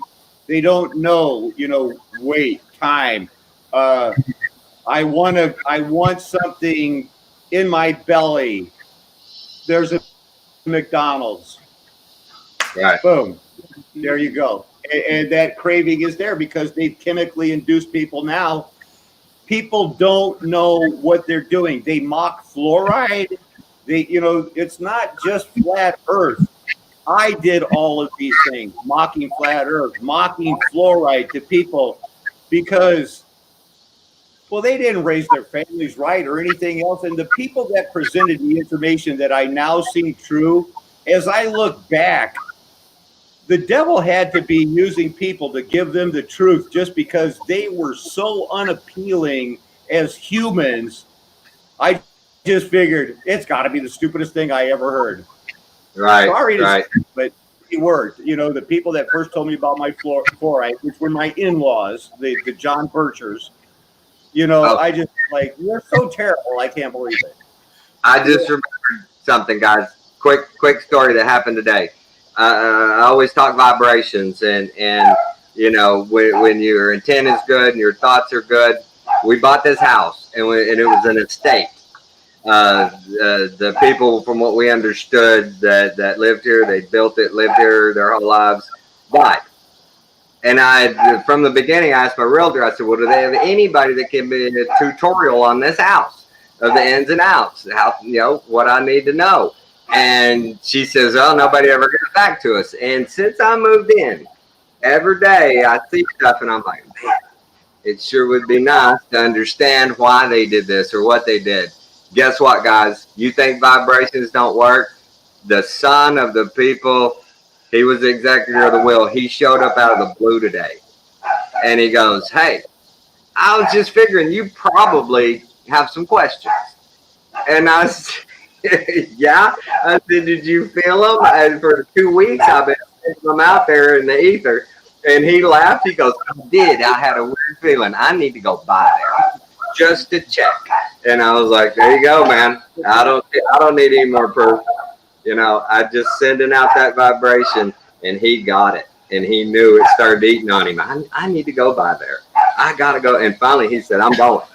You know, because I was doing all this plumbing. I was doing all this, and he felt it. He knew he needed to come. I love that. Does that fall in how you think that the way it will be, Alan? Like, when the Lord says, hey, watch what you're thinking in your mind, because if you're asking, if you're petitioning me, and I will give you what you ask for, or I will do for you, I know the desire of your heart. Right. And that was the desire of Tommy's heart. So when he worked in spirit, I'm not to get too, but I do believe the Lord may interact like that, and I hope he does. Oh yeah, I totally believe he does. Amen. Amen. When your intent is pure and your heart is in the right place, you know. And I told the guy, I said, our homes we've bought over the years, this is like number 8. I said, and I'll tell you the same thing I've told everybody I've ever bought one from. I said, we'll improve this home, but when we go to sell it, we're going to sell it what we bought it for, because people need blessings in life. They need it, and need people looking for a home when we get ready to sell that need something good to happen. And I'm gonna put it out there. We've done it every time, and my wife is like, oh, we can't do that. And I'm like, baby, we can. And every time it's been people going, oh, this is perfect. Thank you. And the Lord has led me on roads like that to do things. And my wife is always, you know, she doesn't like it, but she goes with it. And then that feeling she gets of such joy, knowing people got something that they needed so desperately and never thought. Maybe you can explain about the difference between now that you have your own well, because even you with your father's a plumber, and you did that before you moved into surgery and stuff. Yeah. And you were confused on some of this stuff because it's hard. Oh, I figured out what those sprinklers are. He told me. Those sprinklers. We bought this house, and down the side of the house over there are 3 sprinklers stuck up out of the ground about a foot, PVC. And we first get here, and they come on. And I'm like, what the heck? We look everywhere. There's no timers. There's no switches. There's nothing. And so over these last couple of weeks, I've asked Alan, have you seen those come on again? And he's like, no, I hadn't seen them. I said, me either. I have no idea what's going on. Steam power, baby. I found out what's going on. There's 3 septic tanks. Okay, the last one is the overflow excess, and there's a pump. There's an aerator pump outside my bedroom, which was a stupid place to put it, but it aerates constantly. And when that gets to a certain level, those sprinklers come on. Wow! And empty it, and they go off. Sure. And I never would have imagined that.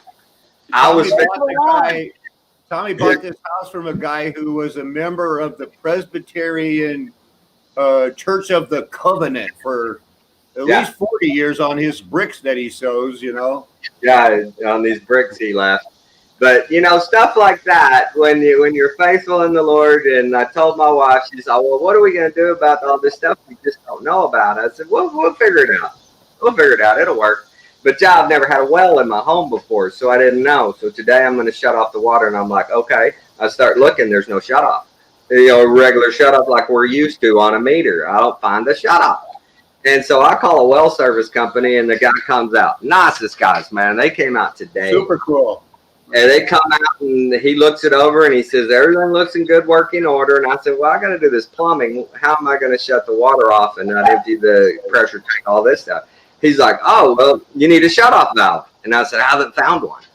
And I said, well, put me one in. And he goes, okay. I said, you know, whatever it costs. He goes, oh, it's only like $60.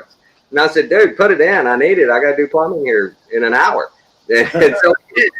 So he did, knocked it out. They inspected everything, said it's good, gave me some tips, right? And he's in there, he's in his truck writing out an invoice. And I just walked up and gave him a $100 bill and said, man, keep it. It was worth it. Yep. And he's like, oh, hey, wow. And I said, no, it was worth it, man. Thank you. Add the whole story, Tommy. Your dad and brother would have charged $150 minimum. Oh, minimum. That would have just been labor. The valve and the glue would have been another $75. They'd have walked out of here with at least $250 probably. You realize if you need something, though, he's coming right back with it and going, oh, here you go, by the way, I just thought of this thing. And it could be the most important thing in the whole world that we didn't know about. But because you didn't pick the man, or you didn't just treat him like the rest of the world, he's not going to treat you that way. Instead, he's going to treat you how you treated him. Because you train people how to treat, or you show them the way that you treat them too. The Bible's not just promises from God; it's also common sense. Yeah, and when somebody like that leaves, you know, when somebody like that leaves, and they look you in the eye, and go, call me if you need anything. Hey Tommy, can I talk real quick about the topic we were talking about, families? Yeah, hit it. So families are completely under attack by the current mainstream system and everything like that. I mean, they have been, you know, it has been for decades. Right. But, the system, the satanic system hates happy families. They want everyone at each other's throats, judging each other, hating each other. That is definitely their goal. I am somewhat of a victim of that. But you know, with my family on my side, thankfully, my parents and everything were still everybody. But I will say I don't share my views on flat Earth with them. I used to share 9/11 was an inside job, everything else, Sandy hoax, everything else with them. And I just, over the years, I shared less and less and less with them. And then by the time I got around to flat Earth, it was just like, whatever. I'm not even going to try to go there with them anymore because I've been rejected so many times. It's like, I refuse to live under like a battered wife syndrome type of mentality. And so I don't go back to, you know, it's like they're going to just have to find it on their own at this point. I'm sorry. You know, you guys are older, you know, you got 25 years on me. And, you know, speaking of my parents or my brother or sister, whatever, you know, it's like, you guys are just, you're going to have to pull up your big boy pants on this one, I guess. But, you know, because I you know, and they're, you know, so, but I love them and we all love each other still. And it's great, you know, and that's why I keep it that way. Because I don't want to have problems with my immediate family members on some of the stuff. But I definitely share my belief in Jesus with everyone, though, and tell them we need to get saved. I talk about hell. I talk about all kinds of stuff like that. So, you know, whatever, they're getting the word from me. You know, they're getting the message they need from me. Right. And they can do the rest of the work on their own, as far as I'm concerned. But the Bible speaks. What I wanted to also add to this is that the Bible speaks of fathers and sons. Not one can be saved and one can go to hell. And it can also be in the reverse. The father can get saved, the son can go to hell. The son can actually be the one that ends up being the believer, and the father not, and the father can go to hell. So I believe it was when somebody was asking Jesus a question about, I want to say, I can't remember, it was either about the sins being passed from the father to the son or something, or them being saved and therefore is the son already saved? And he's like, no, Everyone's an individual was the message. The message is every individual has the choice. Right. You know, and that on Judgment Day, you will be judged as an individual. Yeah. It won't matter what family you came from. If your father and mother were the most Christian people on earth and they're totally saved, you know, that does not guarantee that you will be. Right.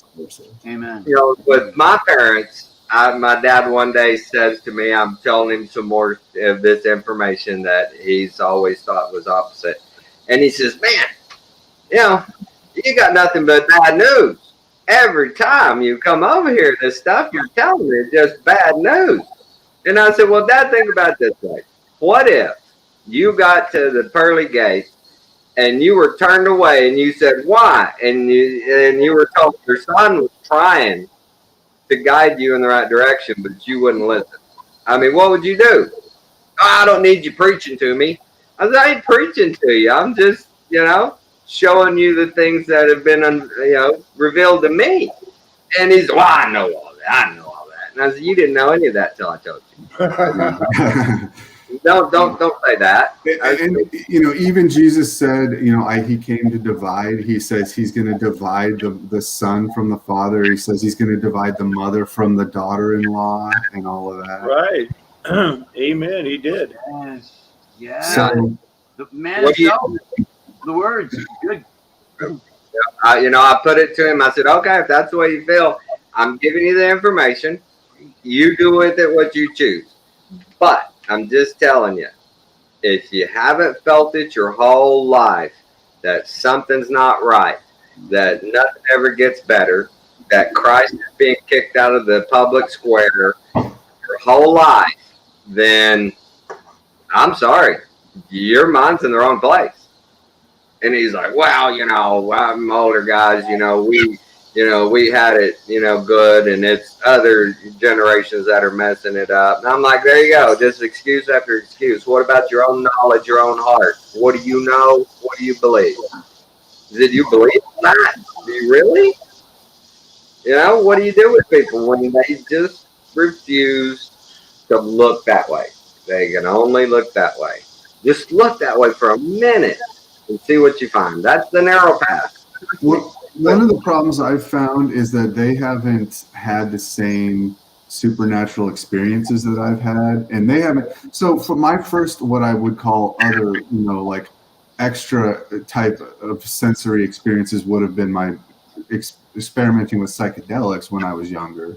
Okay. Right. But then after that, and I was not on psychedelics, I had supernatural experiences that were real. And I mean, as real as I'm talking to you right now. And things like that, and so they never had those things happen to them, and so their threshold of belief is just not the same as mine in terms of what can be possible, and so that they've always just stayed stuck in that baller evolution, we came from monkeys paradigm, because they've never seen evidence other than that contradicts their atheism. Really, I mean, they have in their heart, you know, they know. Everybody knows the truth deep down, right? Like way deep down. The light that enters every man upon coming into the world, that is the light which is Jesus Christ. I'm not sure if that's Hebrews or where that verse is found, but the light that cometh, I believe that's right, brothers? Alan? And everybody, the light that comes into every man upon entering into the world. That's Jesus Christ, right? He's like there. The very light that's in there that's giving you your life. I believe the Bible describes it as that is the light, which is the light that is Jesus Christ. And the light that was in him was the light of men. That's the verse. And the light that was in Jesus Christ is the light of men. That's verbatim. Right. Morgan, I'm glad you brought that up about babies. Talked to my daughter today. Woo! It was what a great talk. She went to the doctor. She had a great checkup. And I just said straight up, I jumped right on. I said, now, have you thought about the lotus birth? Have you thought about, you know, preserving that placenta and that umbilical cord? And she's looked into it, and she said, Dad, I've been busy with all this other, she says, but we have talked about it. And she said, barring no emergencies, that's the plan. And I said, thank you, Lord. I said, you're going to be the first generation in your family's lineage on both sides to start a baby out without being millstoned. With giving that baby its rightful place in God's earth. And I was so happy. What is the thing you with the should be, placenta? Tommy. What is it? A lotus birth, see, natural birth should be the baby is born, the placenta and the cord come with it, and all those nutrients stay with the baby. And you take it and you do it like you would beef jerky. You have to put some salt on it. You keep it clean. In a lot of places, you can get a bag. Who eats it? Who eats it? The Kardashians. Yeah, the whole thing sloughs off in the same time that little umbilical cord will. But the secret is that placenta and cord are the divine spark that was their vessel God made them in and sent them to earth in. That's their divine inheritance. And I've read a lot. What do you do? What do you do with it? A lot of people don't get it. Yeah, a lot of people. Some cultures will take it and plant a tree and put it at the base of a tree. Okay. Some people will take and they'll use it in like an herbal tea, and it's for the child. It's not for me. It's for the child. And there's a lot of different things. I told my daughter what I would appreciate them doing is getting one of those velvet bags and putting it in there, and I'll go get it antiqued, whatever they call it, put it in a frame and have it sealed, and have a little, a placket on it that says, Adeline Louise McInnes born, da-da-da. And I told her I want to put the date on there of her conception. I don't want her birth date. I want her conception date. Please God. And she's working with me on it. She's going with it. I'm so proud, man. I'm so happy. And I'm going to be there. And by God, if they try to take that placenta and cord, they're going to have me to mess with. I know where the OR is. I'll go in and get some scrubs on, and I'll come out acting like I know what the hell I'm doing. I'll tell them I'm from the lab. Where's the placenta and the cord? You don't need to lie at all, Tommy. You can walk in there with the air of authority you already have, and with that, and they will just comply. Yeah, I told her, I said, don't make me go rogue. I'll do it. I ain't afraid. I love going rogue. If you go rogue, Tommy, I want to be there so I can film it. Right. I know. It's Tommy, like I've also heard that I know that squatting position is the way to birth the child as well, not laying on your back. Right. You should be standing in squatting position. She's going to do a water birth. He's going to do water birth, right? Which is like the same thing. Yeah, that's just meaning what you're agreeing with you, Web Newbie. Squatting. Yeah, correct. Yeah. So she's thank God I raised her right that she is listening and she's understanding that the natural ways have been picked aside for science, for technology, and that has nothing to do with human life. That's nothing to do with the birthing process. We don't need it. God performed a perfect ceremony there of conception to term to birth. It's perfect. And we've come in and interrupted. So true. From plants, so true. Anytime I muck with it, stop it. Let it do its own thing. Don't disturb it. God knew what he was doing when he made the seed and the soil. Right. Sunlight and love. And I told her, have them cut cord. I said, do not cut cord. And she's like, well, Dad, and I said, think about it, Madison. That is part of that baby, and when they cut that, I've done it, I've cut it, big old pair of Mayo scissors, and you cut it. It's not easy to cut. I said, that's part of that baby. It's traumatic. It's traumatic. I said, once that baby takes that breath, all systems are go. Everything is working perfectly, and then you traumatize it. Cut that cord, then you traumatize them, stick a needle in their foot, and then you traumatize them, you take them away from their mother, and then you traumatize them by feeding them non-natural milk or something. I said, it's just from birth, it's just a bam, bam, bam on a baby's senses. It's not fair. Yeah, the placenta, would that hold any of the qualities such as the breast milk that need to be transferred also to the child? Is there a possibility if there's something in that material that they need? Obviously. Well, they do know that the placenta and the cord blood have vital nutrients and stuff for that baby's first breaths and stuff. And they've taken to pull the baby out, what we do is the doctor will squeeze a little bit of it, and on this side, when we cut it, we'll squirt some into a vial and pass it off for lab work, right? Well, that's no good. That stuff should all be in the baby. Those results I don't think are worthy. Well, it's food coming to it. You'll still. Yeah, there's still nutrients in the placenta in the cord that the baby will take in, and they know this, and they refuse to reverse their path. They refuse to go, wow, this is better for a baby. Let's quit doing these things we've done. They won't do it. Yeah, I cut my second son. The nurse was the farmer's daughter, a friend of his, and she was like, "Oh, would you like to?" I was sitting there reading a newspaper right there, and they were like, "Oh, would you like to cut it?" And handed me, and oh yes, I put the paper down and got up. Everyone applauded. It's a weird life. Remember all the stuff, you know? Yeah, that was a scene. Yeah, so that's been my thing, guys. You know, like, well, tie it in. We're gone this far on these births and stuff, and I've never heard of that lotus birth. I don't know how long it takes the navel to slough off, but I do know that cesarean section is an epidemic in this country, and unless the child passes through the birth canal, which cesarean sections don't, they're not picking up the microbiomes and immunities from that mother into the environment that she's going to be moving into. And, you know, one of the tabs I've been working on for when I finally get unbanned is about, you know, they're just now going like, oh, microbiomes are super important. And I've got, you know, there's FDA things that are talking about even the hand washing and the everything else is killing you. Because erasing the microbiomes that fight infection in your body. I'm not trying to get you banned, but you know, you know me, I don't care. Hey, have you guys seen the latest conspiracy RS video called Parasitic Oppression 3: The Defectors? I started watching that. It's pretty good. He comes out all for Jesus. He talks about his past as a New Ager and deep into meditation for over 10 years, and how he was kind of suffering under like demonic forms of oppression and things like. Or he says he's going to make more videos about the topic and explain more.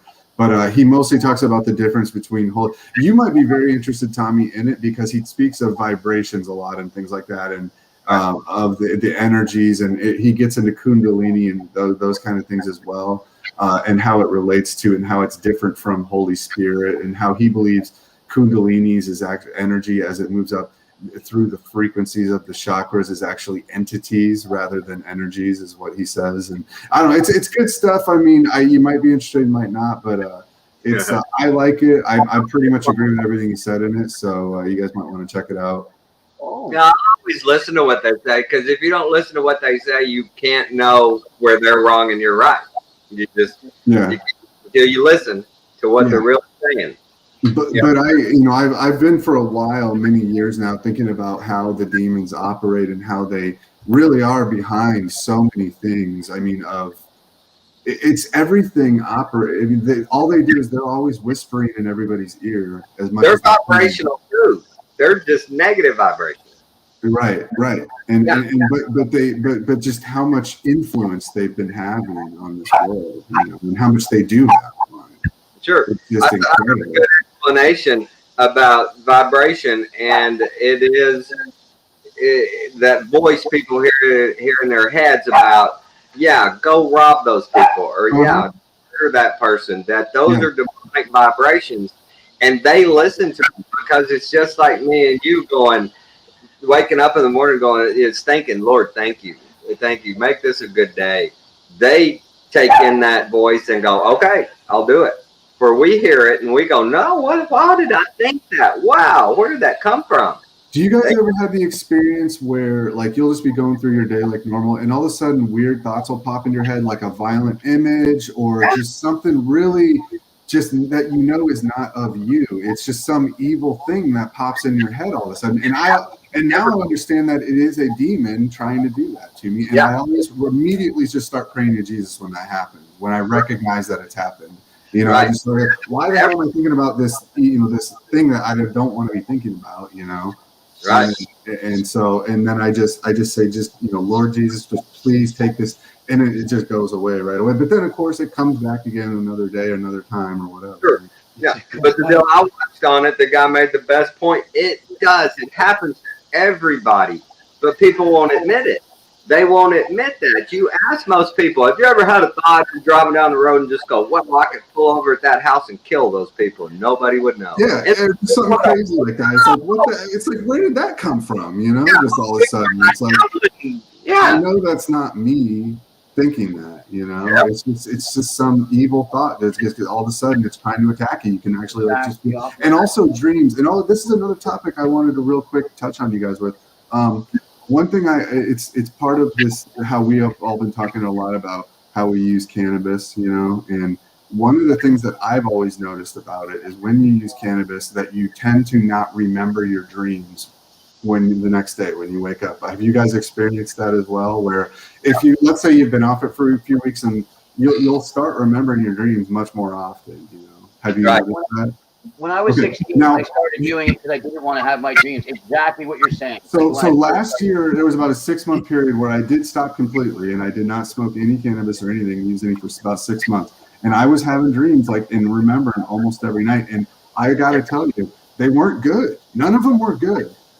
They were almost all of them nightmares, or they involved a lot of fornication, violence, things that I don't want to have lucid images in my mind of, and yet I'm finding, and so that's why I went back to actually starting up smoking weed again, because I don't like all those dreams I was having every night and having to remember them and think about all those things. And I'm just so much happier now that I don't have to remember any of those dreams.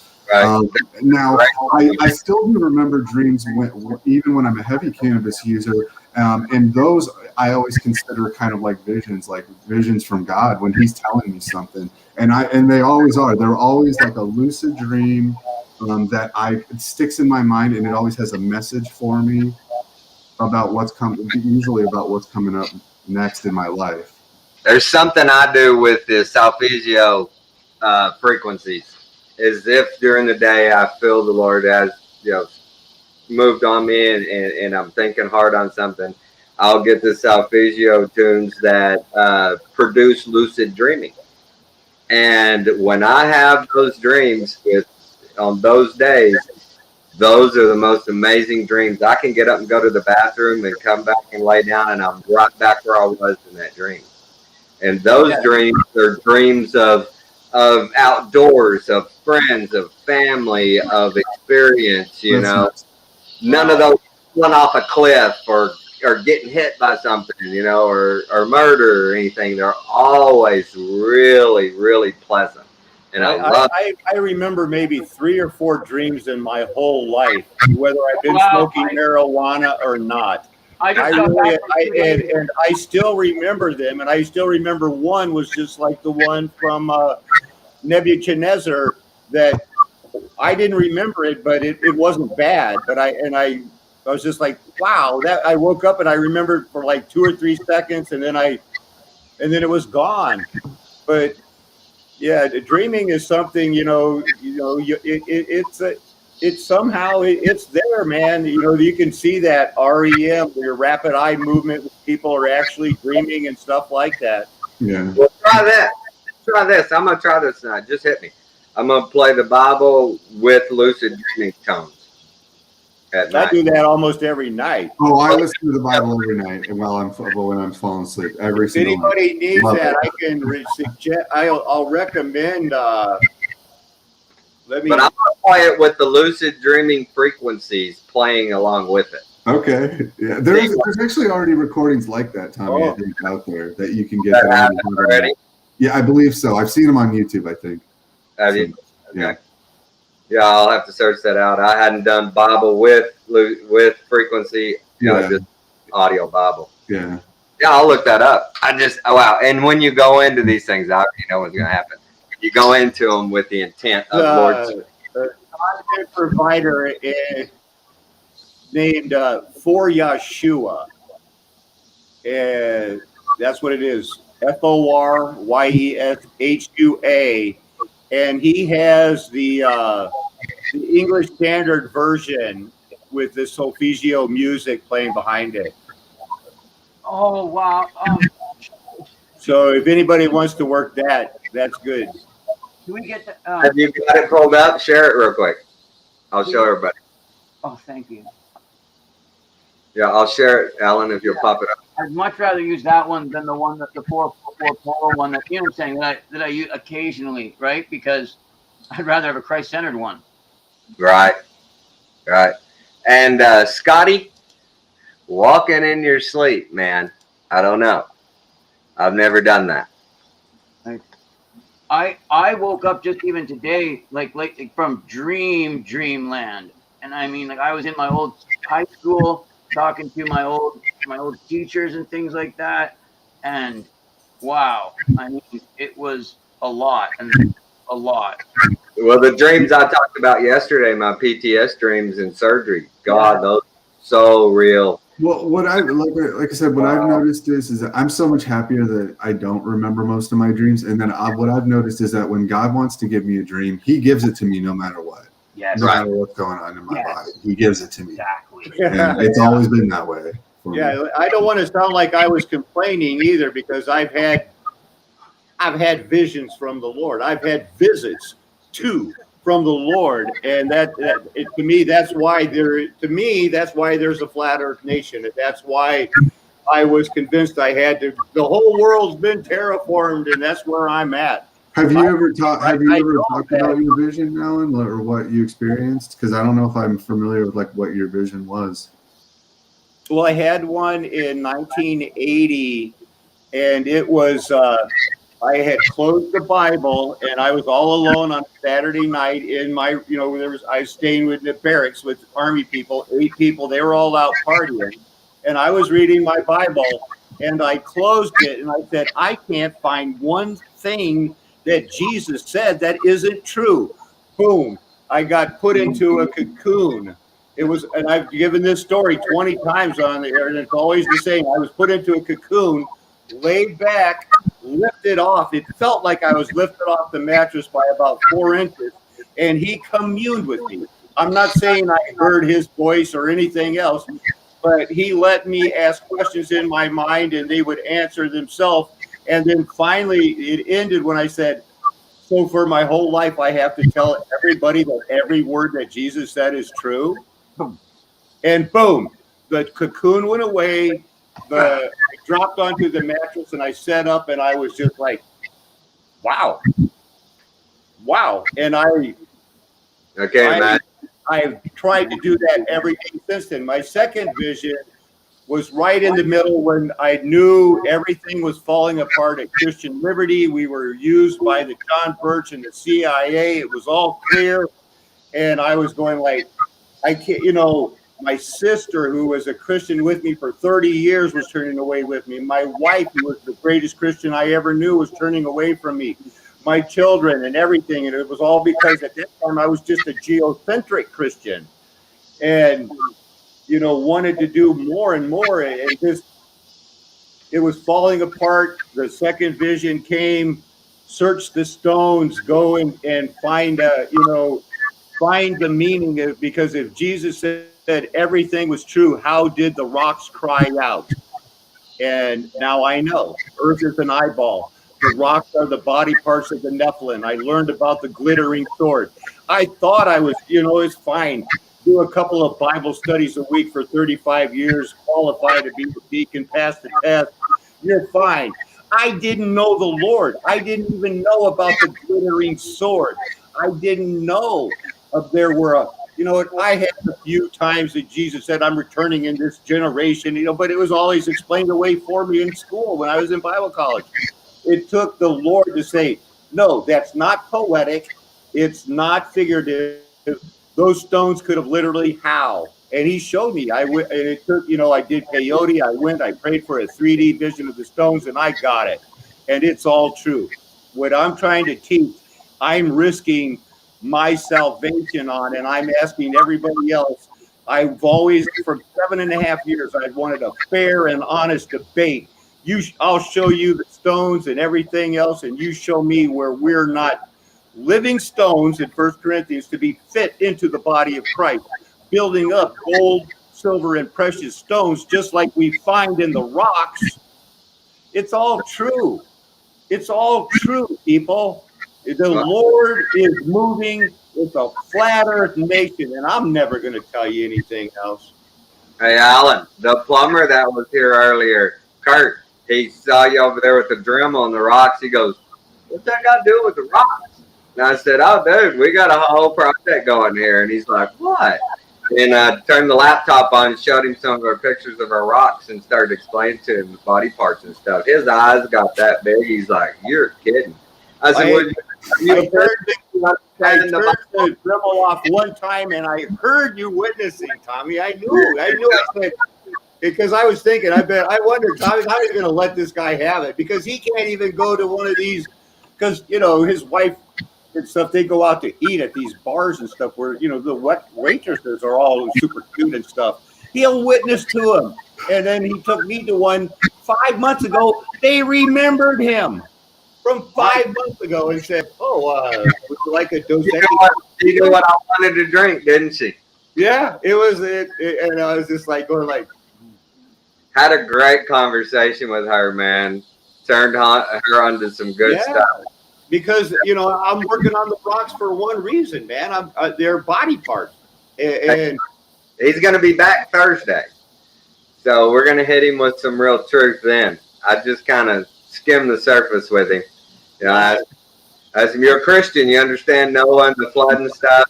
Said, well, the way the people didn't suffer flooding, and it says in the Bible that the Lord, you know, came with a glittering sword. And that's the water system. Who knows what that means? And we're finding these body parts, and we're saying that glittering sword preserved every human, every body part, whether it was Nephilim or human, you know, immediately.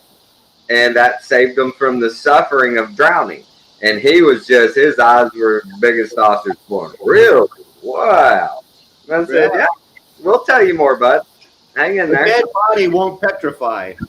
Yeah, and he said, well, they're petrified? I said, no, that word is misused. That's a misused word. They're reserved in judgment. It's not petrification. Guys, we're at 2 hours and 5 minutes. And Alan, I am glad the plumber was here. My wife is still gone. She's at the employee service banquet. Oh, I was wondering where she took off so quick.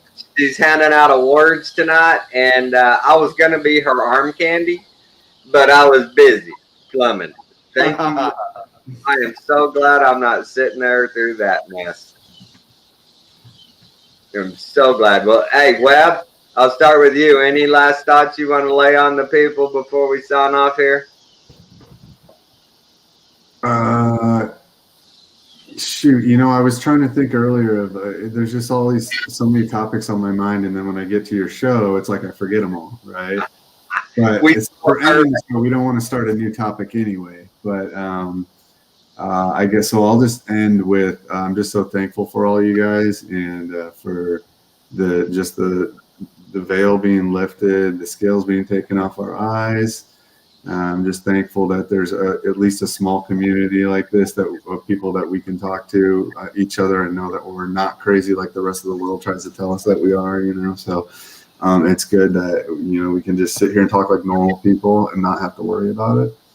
So and other than that, I just want to say thank you guys and have a great night, and we'll definitely talk to you again soon. Dude, thank you so much for coming on. You know, Webb, since you joined us and you've been joining us, you've been a blessing, my friend. I need you to know that. You've been a real blessing.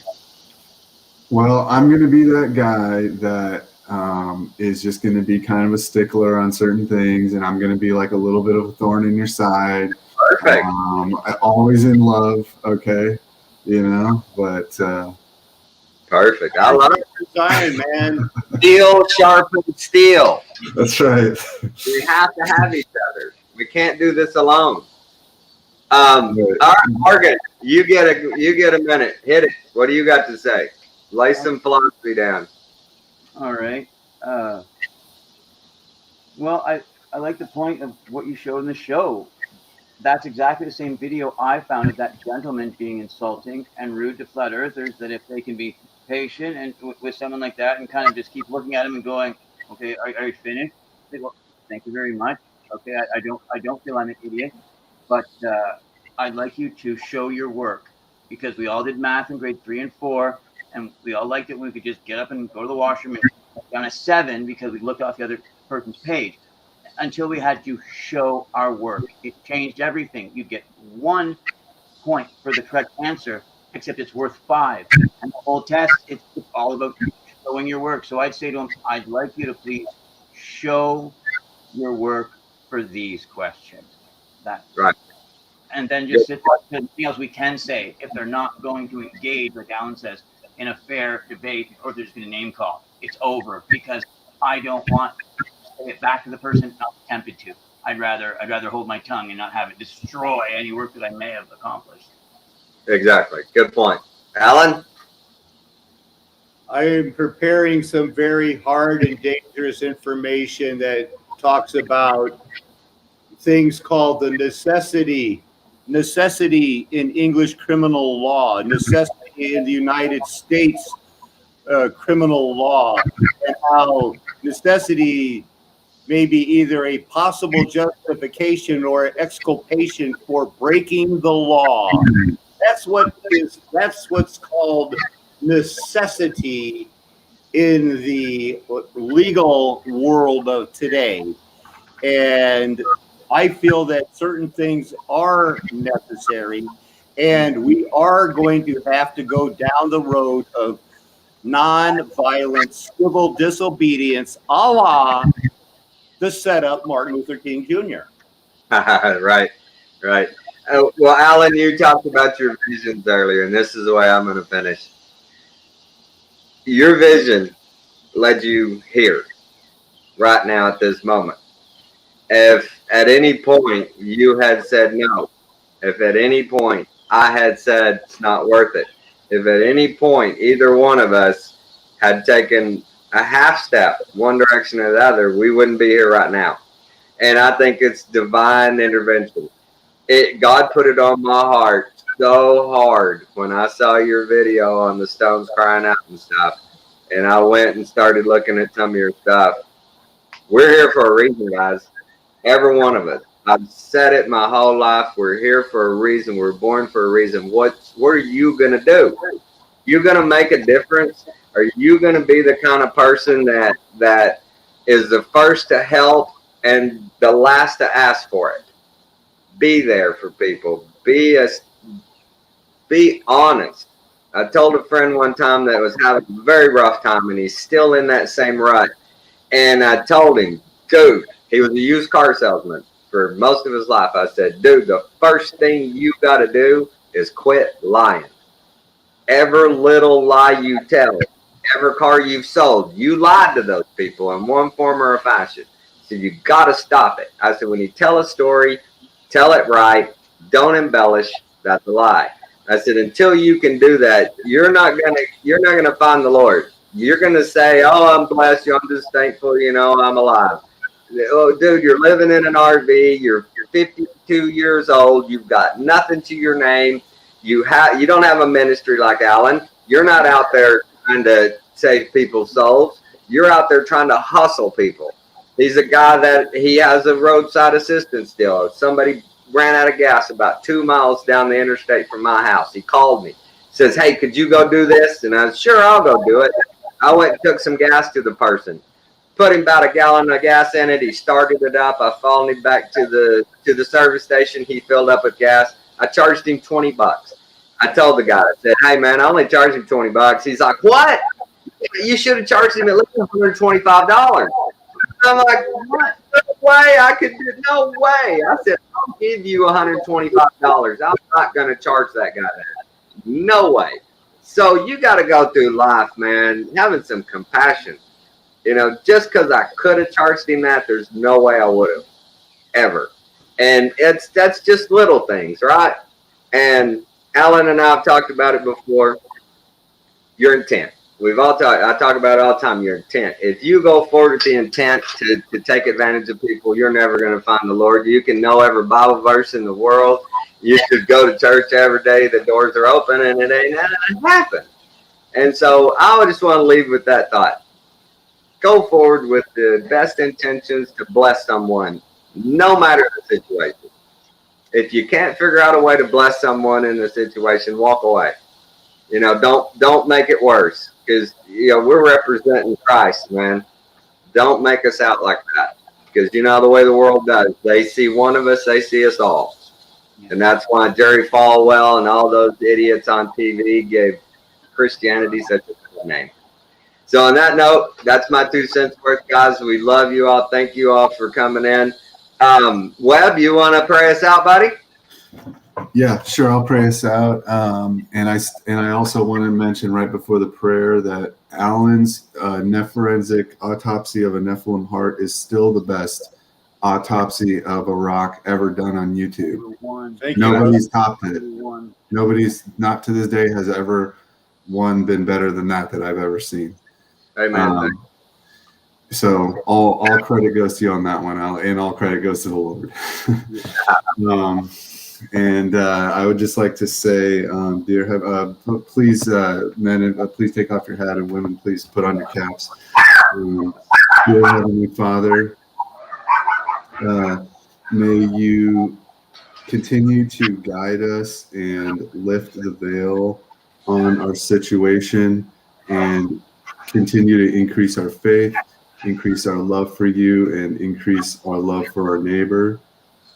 And may you also give special attention to those who need it right now, especially those who are listening right now that might need some extra help. Please give it to them. And let's continue to try to grow this ministry and get this word out even further. And that's all I got, unless anybody's got anything else. No. Amen. Thank you. Amen. It's a flat earth nation. Don't let them tell you anything else. I'm not going to even debate them. I'm done with that. And subscribe to Tommy's channel. My neighbors, they have 3 Great Danes, and they walk them. And my dogs just lose it every time. And my little 7 that I had in my lap, she went after them. So, not everybody. Love you all. Have a good one. Bye.